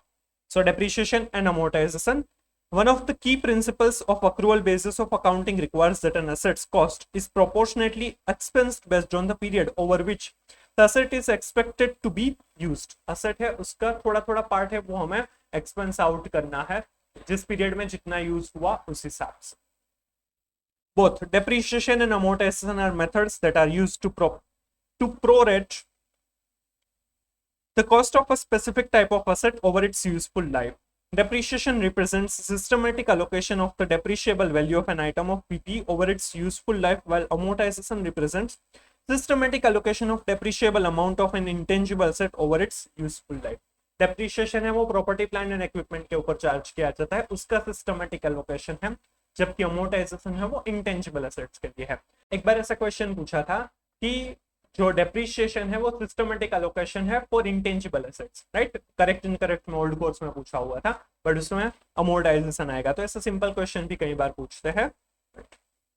Depreciation and amortization generally constitute an entity's significant part of overall expense and have direct impact on the profit or loss of the entity. Hence, auditors need to verify and ensure that such expenditure is appropriate, accurately calculated, and has been accounted as per applicable provisions of Companies Act or other statutes, to the extent applicable on the respective industry and as per generally accepted accounting principles. Right? Depreciation amortisation important part हो सकता है, तो properly हुआ है या नहीं classification recording वो हमें देखना होगा। Auditor needs to consider the following attributes while verifying the depreciation and amortisation expense. हमें क्या क्या डेप्रिसिएशन और अमोर्टाइजेशन के लिए क्या क्या एट्रीब्यूट्स देखने होंगे वो यहाँ पर दिखाया है। ये दोनों पैराग्राफ जो है वो आप इग्नोर कर सकते हैं, क्योंकि बहुत ही सिंपल चीजें बताई है जो आपको पहले से पता है, तो वो आप फिर से नहीं पढ़ेंगे तो चलेगा। अब एट्रीब्यूट से ये इंपॉर्टेंट है, ये आपको एज अ डिस्क्रिप्टिव क्वेश्चन पूछ सकते हैं। Obtain the understanding of the entity's accounting policy related to depreciation and amortisation. हमें अकाउंटिंग पॉलिसी जो है, मेथड क्या यूज करते हैं, यूजफुल लाइफ किस तरह से लेते हैं, वो सारी चीजें सबसे पहले समझनी होगी। Ensure the company's policy for charging depreciation and amortization is as per the relevant provisions of Companies Act or applicable accounting standards. हमें देखना होगा कि जो अकाउंटिंग पॉलिसी है वो जो भी कंपनीज एक्ट अगर एप्लीकेबल है या फिर applicable financial reporting framework accounting standards जो है उसके हिसाब से बराबर है या नहीं। The accounting policy has been applied consistently year on year. Any change in the accounting policy have been adequately disclosed. Accounting policy जो भी फॉलो करते हैं वो year on year consistently follow होने चाहिए, और अगर उसमें चेंजेस है तो वो प्रॉपर्ली डिस्क्लोज किए हुए। Whether the depreciation has been calculated after making adjustment of residual value from the cost of asset. Scrap value, residual value जो है, सेल्वेज वैल्यू है, उसका प्रॉपर्ली एडजस्टमेंट करने के बाद ही डेप्रिसिएशन किया है या नहीं वो देखना है। Well depreciation and amortisation charges are valid, जो भी चार्जेस है वो प्रॉपर वैलिड है या नहीं। Whether depreciation and amortisation charges are accurately calculated and recorded, वो जो भी चार्जेस है वो प्रॉपरली कैलकुलेट किए हैं और रिकॉर्ड किए हैं या नहीं वो देखना होगा। Whether all depreciation and amortisation charges are recorded in the appropriate period, जितने भी डेप्रिसिएशन और अमोर्टाइजेशन जितनी भी एसेट्स के ऊपर होने चाहिए वो सारे ही प्रॉपरली अकाउंटिंग किए हैं, वो प्रॉपर पीरियड में रिकॉर्ड किए हैं या नहीं वो देखने होंगे। Whether each part of an item of PP with a cost that is significant in relation to the total cost of the item have been depreciated separately, अगर कोई सिग्निफिकेंट पार्ट है असेट का तो उसको अगर अलग से डेप्रिशिएट, अलग मेथड से, अलग यूजफुल लाइफ के लिए डेप्रिशिएट करना है, अमोर्टाइज करना है, तो वो प्रॉपरली हुआ है या नहीं। For example it may be appropriate to depreciate separately the airframe and engines of an aircraft whether owned और सब्जेक्ट टू फाइनेंस लीज, जो एयरक्राफ्ट है उसका इंजन और एयर फ्रेम जो उसका बॉडी है उसको अलग, उसकी यूजफुल लाइफ पर अगर अलग अलग है तो उसको अलग अलग डेप्रिशिएट करना चाहिए। Whether the most appropriate depreciation method for each separately depreciable component has been used, अगर जो कंपोनेंट अलग अलग है तो उसमें डेप्रिशिएशन की जो मेथड है वो अगर अलग अलग यूज करना ज्यादा एडवाइजेबल है तो वो अलग अलग ही डेप्रिशिएट होना चाहिए, राइट। तो ये सारे एट्रीब्यूट्स चेक करने हैं। सबसे पहले अकाउंटिंग पॉलिसी क्या है वो समझनी है, वो accounting policy as per the companies act या फिर एस के हिसाब से बराबर है या नहीं वो हमें देखना है। कंसिस्टेंटली वो अप्लाई होती है या नहीं, और अगर चेंज है तो वो एडिक्वेटली डिस्क्लोज किए है या नहीं वो हमें देखना होगा। रेसिड्यूअल वैल्यू का एडजस्टमेंट करने के बाद ही डेप्रिसिएशन होना चाहिए। चार्जेस वैलिड होने चाहिए, एक्यूरेटली कैलकुलेट और रिकॉर्ड होने चाहिए। एक्यूरेटली रिकॉर्डेड है वो अप्रोप्रिएट पीरियड में ही रिकॉर्ड होने चाहिए, राइट। अगर सिग्निफिकेंट पार्ट है अगर कोई भी एलिमेंट तो वो अलग से उसमें डेप्रिशिएट करने की जरूरत है तो वो अलग से होनी चाहिए, और वो जो भी पार्ट है उसका डेप्रिसिएशन मेथड प्रॉपर होना चाहिए। ये सारे एट्रीब्यूट से ये आपको डिस्क्रिप्टिव क्वेश्चन में पूछ सकते हैं। अब इसकी डेप्रिसिएशन और अमोर्टाइजेशन की ऑडिट प्रोसीजर दी गई है। इस ऑडिट प्रोसीजर में अलग अलग असर्शंस के हिसाब से नहीं दी है, सारे ही असर्शंस के लिए सेम प्रोसीजर दी गई है, एक साथ ही दिखाया गया है। यहाँ पर असर्शंस है वो पहले पढ़ लेते हैं।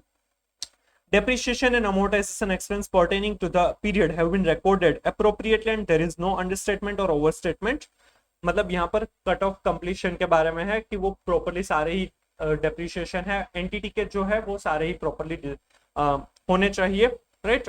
यहाँ पर अकरेंस का भी दिखाया हुआ है। Depreciation and amortisation expense have been measured appropriately, accuracy measurement के बारे में है, right. Recorded depreciation and amortization expense were actually incurred during the period, actual में वो इनकर भी होने चाहिए, राइट। ये भी अकरेंस के बारे में है।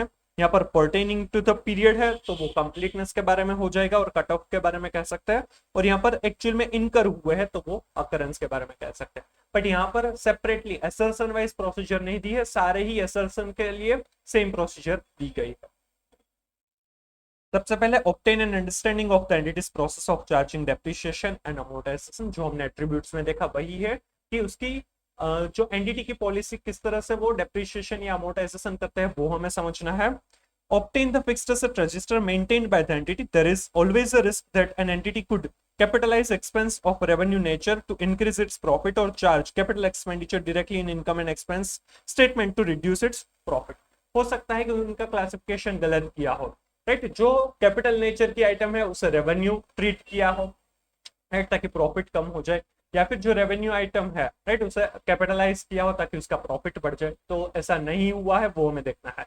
बट ये generally property plant and equipment या इंटेंजिबल एसेट देखेंगे उसका भी क्लासिफिकेशन में हमें देखना रहेगा, राइट। तो वो यहाँ पर भी हम चेक कर सकते हैं, वहां पर भी चेक हो सकता है। To address this risk, the auditor may choose to check the nature of asset from fixed asset register, and further, there is always a risk that a fake assets has been capitalized in the books, and to mitigate the risk, auditor should physically verify the fixed asset as at least the ones that are material in value। तो वो देखने के लिए हम fixed asset register देखेंगे, और fixed asset register में भी हो सकता है कि फेक एसेट्स दिखाए हो, तो उसके लिए हम फिजिकल वेरिफिकेशन कर सकते हैं। मतलब कि एसेट एग्जिस्ट करती है तो उसी के ऊपर डेप्रिसिएशन या फिर अमोर्टाइजेशन होना चाहिए, वो हमें देखना होगा। Obtain a list of all additions or deletions along with their proper approval from the authorized person for the same। जो भी एडिशन या डिलीशन हुआ है तो वो प्रॉपरली ऑथोराइज्ड होना चाहिए, जो हमने ऑलरेडी फिक्स्ड एसेट मतलब कि प्रॉपर्टी प्लांट एंड इक्विपमेंट और इंटेंजिबल एसेट में समझा हुआ है, राइट। तो यहाँ पर जो सारे पॉइंट्स जो ये सेकंड पॉइंट में दिया हुआ है वो सारे पीपी या इंटेंजिबल एसेट के साथ हम करते हैं कि फिक्स्ड एसेट रजिस्टर है वो हमें देखना है, क्लासिफिकेशन प्रॉपर होना चाहिए, रेवेन्यू और कैपिटलाइज में वो हमें देखना होगा प्रॉपर हुआ है या नहीं, कोई भी फेक एसेट नहीं है उसके लिए फिजिकल वेरिफिकेशन कर सकते हैं, राइट। एडिशन और डिलीशन जो है वो प्रॉपरली ऑथोराइज्ड होना चाहिए। Then select the sample of assets from the fixed asset register on materiality consideration and verify the rates of depreciation and depreciation calculation। जो material assets है उसको हम देखेंगे कि उसकी depreciation method वगैरह बराबर है, depreciation का calculation, depreciation का rates है वो बराबर है या नहीं। Obtain the list of all components identified by the management। components अगर asset के अलग अलग है उसमें अलग अलग तरीके से depreciation करना है तो वो प्रॉपरली हुआ है या नहीं, इसीलिए जो मटेरियल कंपोनेंट्स है वो हम देखेंगे। Ensure intangible assets like patents, goodwill, copyrights have been properly amortized over the period। intangible assets जो भी है वो properly amortized होनी चाहिए। Ensure depreciation is charged on the assets from the date when it is ready to use and not from the date of actual usage। ये important point है, जो depreciation amortisation है वो रेडी टू यूज डेट से होने चाहिए ना कि उसके एक्चुअल यूसेज डेट से। Ready to use, available to use हो तभी से डेप्रिसिएशन या फिर अमोर्टाइजेशन चार्ज होना चाहिए। ये इंपॉर्टेंट पॉइंट है, ये आपको एज एमसीक्यू भी पूछ सकता है। In other words, depreciation of an asset begins when it is available for use, that is when it is in the location and condition necessary for it to be capable of operating in the manner intended by the management। वो जब से management के intention के हिसाब से वो ready to use है, available to use है, ऑपरेट कर सकता है, तब से डेप्रिसिएशन या अमोर्टाइजेशन होना चाहिए। Ensure depreciation on revalued amount has been properly accounted from revaluation reserve। जो भी रिवैल्यूएशन अगर कुछ भी हुआ है, राइट, तो वो रिवैल्यूएशन के डेट्स के रिवैल्यूएशन के अमाउंट से डेप्रिसिएशन हो। Depreciation computation as per income tax act 1961। Income tax act अगर आपने पढ़ा हुआ है तो उसमें भी डेप्रिसिएशन के लिए दिया हुआ है, राइट। तो उसमें जिस तरह से डेप्रिसिएशन होता है और जो फाइनेंशियल स्टेटमेंट अकाउंट्स में जो डेप्रिसिएशन होता है वो जनरली अलग अलग होता है। अगर कंपनी है तो कंपनी को शेड्यूल 2 के हिसाब से डेप्रिसिएशन करना है और उसके जो इनकम टैक्स रिटर्न फाइल होंगे, राइट, जो पीजीबीपी के हिसाब से जो इनकम कैलकुलेट होगी तो उसमें depreciation as per income tax calculate किया जाता है। अदर देन कंपनीज जो है जिसमें कोई भी डेप्रिसिएशन के लिए स्पेसिफिकेशन प्रोविजंस एप्लीकेबल नहीं होते तो वो जनरली इनकम टैक्स के हिसाब से ही डेप्रिशिएट करते हैं ताकि कोई भी डिफरेंस ना आए, राइट। तो जब भी हम ऑडिट कर रहे हैं तब हमें देखना होगा कि इनकम टैक्स के हिसाब से जो डेप्रिसिएशन है उसमें जो एडिशन दिखाया हुआ है, राइट, वो प्रॉपर है या नहीं, क्योंकि एडिशन ऐसी चीज है कि जो दोनों में ही मैच होगी, बाकी सारी चीजें हैं वो दोनों में मैच नहीं होगी। Ensure that additions are tallying with the additions as per companies act and opening WTV। एक तो पहले कंपनीज एक्ट के हिसाब से जो एडिशन है और इनकम टैक्स में जो दिखाया वो मैच होने चाहिए, और दूसरा देखना है कि जो opening WTV to the tax audit schedule for the assessment year preceding the previous year under audit। और टैक्स ऑडिट रिपोर्ट में प्रीवियस ईयर में जो क्लोजिंग बैलेंस थी वही इस साल में इनकम टैक्स के हिसाब से ओपनिंग WTV है या नहीं वो हमें देखना होगा। ये टैक्स ऑडिट रिपोर्ट या फिर टैक्स रिटर्न है उसमें से मिल जाएगा। Perform analytical procedure to obtain audit evidence as to overall reasonableness of depreciation and amortization expense। Check the arithmetical accuracy of records and perform independent calculations। For example, recompute the depreciation expense for the year। Recomputation हो सकता है, recalculation analytical procedure हो सकती है, right. जो भी depreciation जो P asset पर होना चाहिए उसमें जो मेथड, उसमें रेट्स, यूजफुल लाइफ वो कंसिडर करके depreciation का रिकैलकुलेशन करेंगे और उससे चेक करेंगे कि बुक्स के साथ बराबर है या नहीं, तो वो एनालिटिकल प्रोसीजर भी हो जाएगा। वेरिएंस अगर है तो वो मैनेजमेंट से हम डिस्कस करेंगे। Ensure that the depreciation and amortization has been charged as per the useful lives of PPE and intangible asset। depreciation या amortization है वो useful life के हिसाब से ही होना चाहिए। Ensure that residual values have been properly verified as that impact the computation of depreciation। residual value है वो proper होनी चाहिए क्योंकि उस वजह से depreciation या amortization है उसकी amount change होगी। Ensure that the depreciation and amortization has been computed prospectively wherever there is any change in useful lives of PP and intangible asset। अगर PP या फिर intangible asset की वैल्यू उसकी useful life में अगर change हुआ है तो वो चेंज इन अकाउंटिंग एस्टिमेट है और उसका प्रोस्पेक्टिव इफेक्ट दिया हुआ होना चाहिए, राइट। ये भी इंपॉर्टेंट है, ये भी आपको एज एमसीक्यू या डिस्क्रिप्टिव सेपरेटली भी क्वेश्चन बना सकता है, राइट।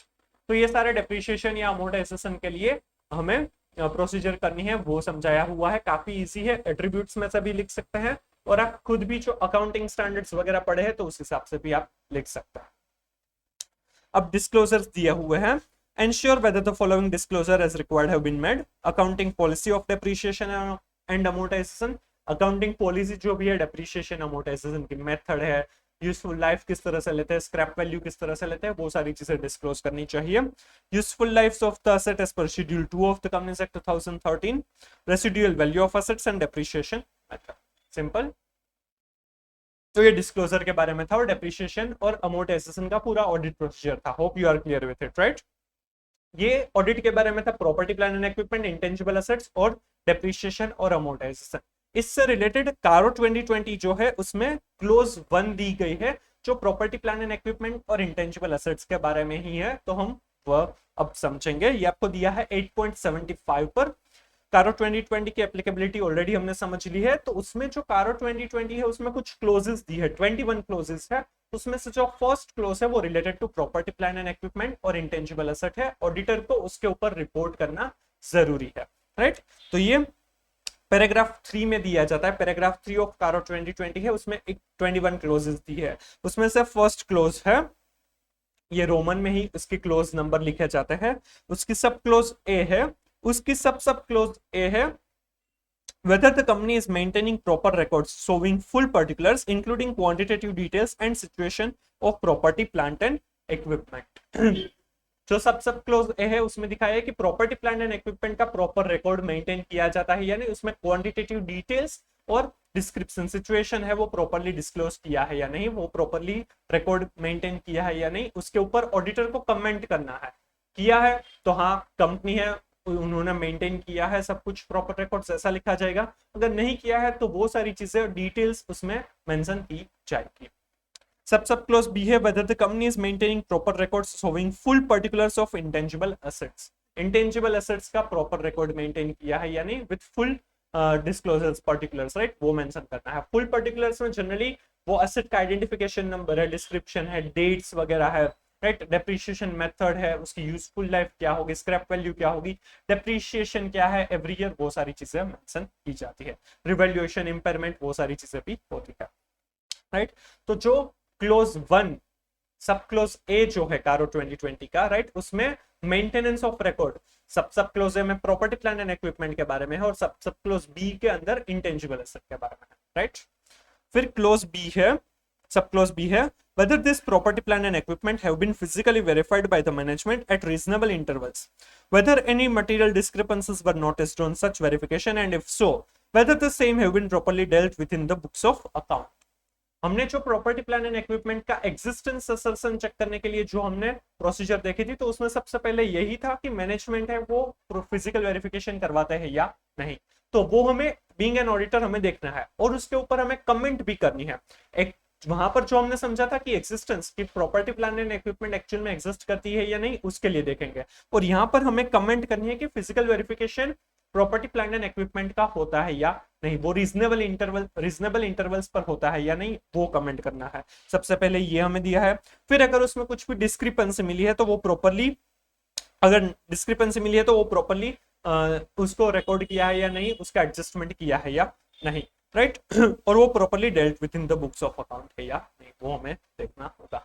तो 3 चीजें यहाँ पर है, फिजिकल वेरिफिकेशन रीजनेबल इंटरवल्स पर होता है या नहीं, अगर उसमें कुछ डिस्क्रिपेंसी मिली है तो वो क्या है, और उसको प्रॉपरली बुक्स ऑफ अकाउंट में डील किया है या नहीं, राइट, उसके ऊपर हमें कमेंट करना होगा, राइट। अगर फिजिकल वेरिफिकेशन नहीं करते तो वो भी लिखना है, क्यों नहीं करते वो भी लिखना है, डिस्क्रिपेंसी नहीं मिली है तो वो भी लिखना है, राइट। ये सारी चीजें यहाँ पर मेंशन की जाएगी। फिर क्लोज सब क्लोज सी है whether the title deeds of all the immovable properties other than properties where the company is the lessee and the lease agreements are duly executed in favor of the lessee disclosed in the financial statements are held in the name of the company, if not provide the details thereof in the format below, right. हमने financial statement में ये एक disclosure देखा था कि अगर property plant and equipment में कोई भी इमूवेबल प्रॉपर्टी है तो उसका टाइटल डीड अगर कंपनी के नाम पर नहीं है तो कुछ डिटेल्स आपको फाइनेंशियल स्टेटमेंट में डिस्क्लोज करनी रहेगी। वैसे ही यहाँ पर ऑडिटर की रिस्पॉन्सिबिलिटी है कि अगर टाइटल डीड से जो इमूवेबल प्रॉपर्टी, वो टाइटल डीड्स इमूवेबल प्रॉपर्टी के है, वो कंपनी के नाम पर है या नहीं, अगर है तो कोई प्रॉब्लम नहीं है, अगर नहीं है तो यहाँ पर कुछ डिस्क्लोजर देना है जो सिमिलर टू फाइनेंशियल स्टेटमेंट है। फाइनेंशियल स्टेटमेंट शेड्यूल 3 थे, उसमें भी हमने सिमिलर टाइप ऑफ डिस्क्लोजर देखा था, वैसे ही ऑडिटर को यहाँ पर डिस्क्लोज करना जरूरी है। डिस्क्रिप्शन ऑफ प्रॉपर्टी, लैंड या फिर बिल्डिंग, वो हमें बताना है। ग्रॉस कैरिंग वैल्यू क्या है, held in the name of, किसके नाम पर है, वेदर प्रमोटर, डायरेक्टर और देयर रिलेटिव और एम्प्लॉय, क्या वो जो टाइटल डीड्स है वो डायरेक्टर या प्रमोटर या उनके रिलेटिव या एम्प्लॉय के नाम पर है, तो वो डिस्क्लोज करना है।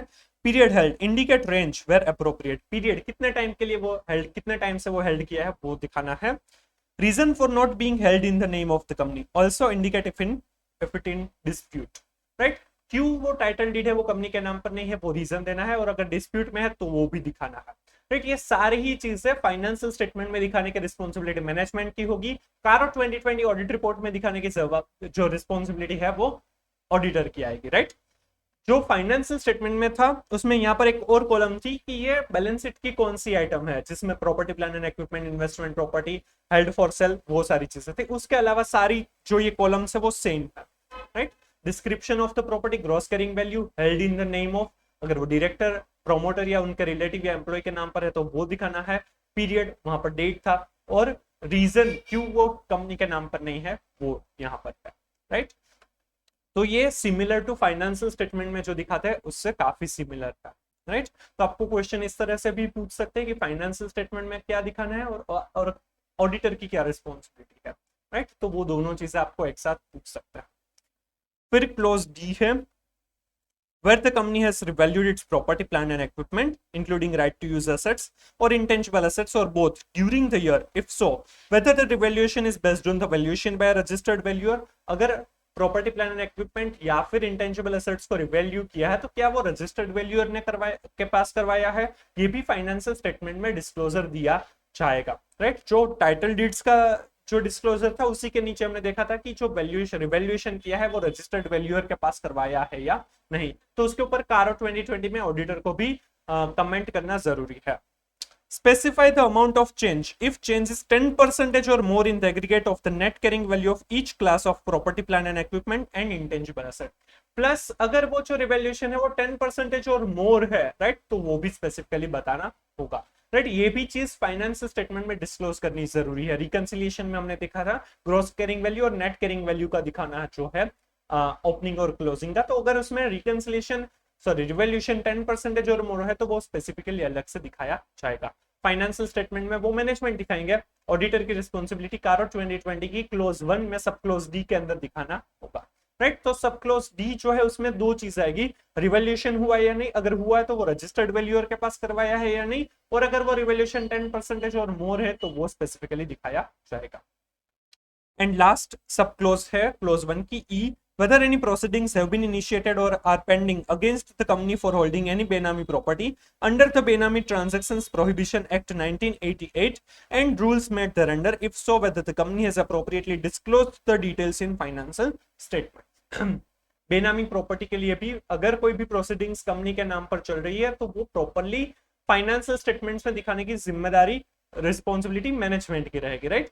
तो वो प्रॉपरली दिखाया है या नहीं, फाइनेंशियल स्टेटमेंट में वो प्रॉपरली दिखाया है या नहीं, वो हमें भी बताना होगा, राइट। क्योंकि यहां पर यही है कि अगर कोई भी प्रोसीडिंग्स चल रही है, राइट, रिगार्डिंग द बेनामी ट्रांजैक्शंस प्रोहिबिशन एक्ट 1988 के अंदर, तो वो प्रॉपरली फाइनेंशियल स्टेटमेंट्स में दिखाया है या नहीं, उसके ऊपर ऑडिटर को कमेंट करनी रहेगी, राइट। तो ये क्लोज 1 ऑफ कारो 2020 था जो प्रॉपर्टी प्लान एंड इक्विपमेंट और इंटेंजिबल एसेट से जुड़ा हुआ है, राइट, फाइनेंशियल स्टेटमेंट से जुड़ा हुआ है। और कारो 2020 में से जनरली 4 मार्क्स का क्वेश्चन तो आता ही है, राइट। ये काफी इंपॉर्टेंट पार्ट है, तो ये आपको अच्छे से याद करके समझकर जाना ही होगा।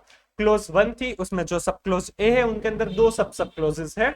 जो सब क्लोज ए है उसके अंदर है कि प्रॉपर्टी प्लान एंड इक्विपमेंट का रिकॉर्ड है, क्वांटिटेटिव डिटेल्स फुल पर्टिकुलर्स दिखाया है या नहीं, प्रॉपर्ली मेंटेन किया है या नहीं, उसके ऊपर ऑडिटर को कमेंट करना है। सब क्लोज बी है, उसके अंदर इंटेंजिबल एसेट्स का प्रॉपर रिकॉर्ड मेंटेन किया है या नहीं, उसके ऊपर कमेंट करना है। जो सब क्लोज बी है उसके अंदर प्रॉपर्टी प्लान एंड इक्विपमेंट है, उसका फिजिकल वेरिफिकेशन मैनेजमेंट है वो रीजनेबल इंटरवल पर करते हैं या नहीं वो दिखाना है। प्लस अगर फिजिकल वेरिफिकेशन किया है राइट तो उसमें कोई डिस्क्रिपेंसी मिली है, अगर मिली है तो वो प्रॉपर्ली फाइनेंशियल स्टेटमेंट में डील किया है या नहीं उसके ऊपर कमेंट करना है। सब क्लोज सी है उसमें अगर कोई भी इमूवेबल प्रॉपर्टी है तो उसके टाइटल डीड्स कंपनी के नाम पर है या नहीं उसके ऊपर कमेंट करना है, और अगर नहीं है तो प्रॉपर्ली डिस्क्लोज करना है, डिस्क्लोजर देना है जिसमें description of the property, gross carrying value held in the name of, अगर वो डायरेक्टर प्रोमोटर या उनके रिलेटिव या एम्प्लॉय के नाम पर है तो वो डिस्क्लोज करना है, पीरियड और reason of not holding in the name of the company right वो बताना है। सिमिलर डिस्क्लोजर फाइनेंशियल स्टेटमेंट में भी आएगा, उसमें एक कॉलम और ऐड की जाएगी जिसमें बैलेंस शीट की कौन सी लाइन आइटम है वो भी बताना जरूरी है। सब क्लोज डी है उसमें प्रॉपर्टी प्लान एंड इक्विपमेंट और इंटेंजिबल एसेट का रिवैल्यूएशन किया है या नहीं, और अगर रिवैल्यूएशन किया है तो रजिस्टर्ड वैल्यूअर के पास करवाया है या नहीं, और रिवैल्यूएशन 10% और मोर है तो वो भी दिखाना होगा। इसमें से रजिस्टर्ड वैल्यूअर के पास करवाया है या नहीं वो फाइनेंशियल स्टेटमेंट में भी डिस्क्लोज किया जाएगा बाय द मैनेजमेंट, और रिवैल्यूएशन अगर 10% और मोर है तो वो रिकंसिलिएशन में जो ग्रॉस कैरिंग वैल्यू और नेट कैरिंग वैल्यू का रिकंसिलिएशन है उसमें भी दिखाया जाएगा। और सब क्लोज ई है अगर बेनामी प्रॉपर्टी कोई भी है और बेनामी ट्रांजैक्शन प्रोहिबिशन एक्ट 1988 के तहत अगर कोई भी प्रोसीडिंग्स कंपनी के नाम पर चल रही है तो वो फाइनेंशियल स्टेटमेंट में प्रॉपर्ली डिस्क्लोज किया है या नहीं वो ऑडिटर को सब क्लोज ई में बताना है। बेनामी प्रॉपर्टी के अगर कोई भी प्रोसीडिंग चल रही है तो वो फाइनेंशियल स्टेटमेंट में भी डिस्क्लोज किया जाएगा जो ऑलरेडी हमने समझा हुआ है राइट। तो ये क्लोज 1 ऑफ कारो 2023, होप आपको ये समझ में आ गया होगा राइट। तो ये था हमारा पार्ट 2 ऑफ चैप्टर 5, होप आपको ये समझ में आ गया, property plan and equipment, intangible asset, depreciation और अमोर्टाइजेशन का ऑडिट, और साथ में क्लोज 1 ऑफ कारो 2020 राइट। अगर आपको कुछ भी डाउट है, कंफ्यूजन है, आपके रिव्यूज सजेशन है तो आप कमेंट कर सकते हैं। अगर आपको ये वीडियो अच्छा लगा है तो please like and share the video, subscribe the channel, and next video के अंदर हम इनकम पार्ट है राइट उसका ऑडिट किस तरह से किया जाएगा वो हम समझने वाले हैं, जिसमें ऑपरेटिंग इनकम और अदर इनकम के बारे में डिस्कस किया जाएगा। तो stay tuned, thank you so much.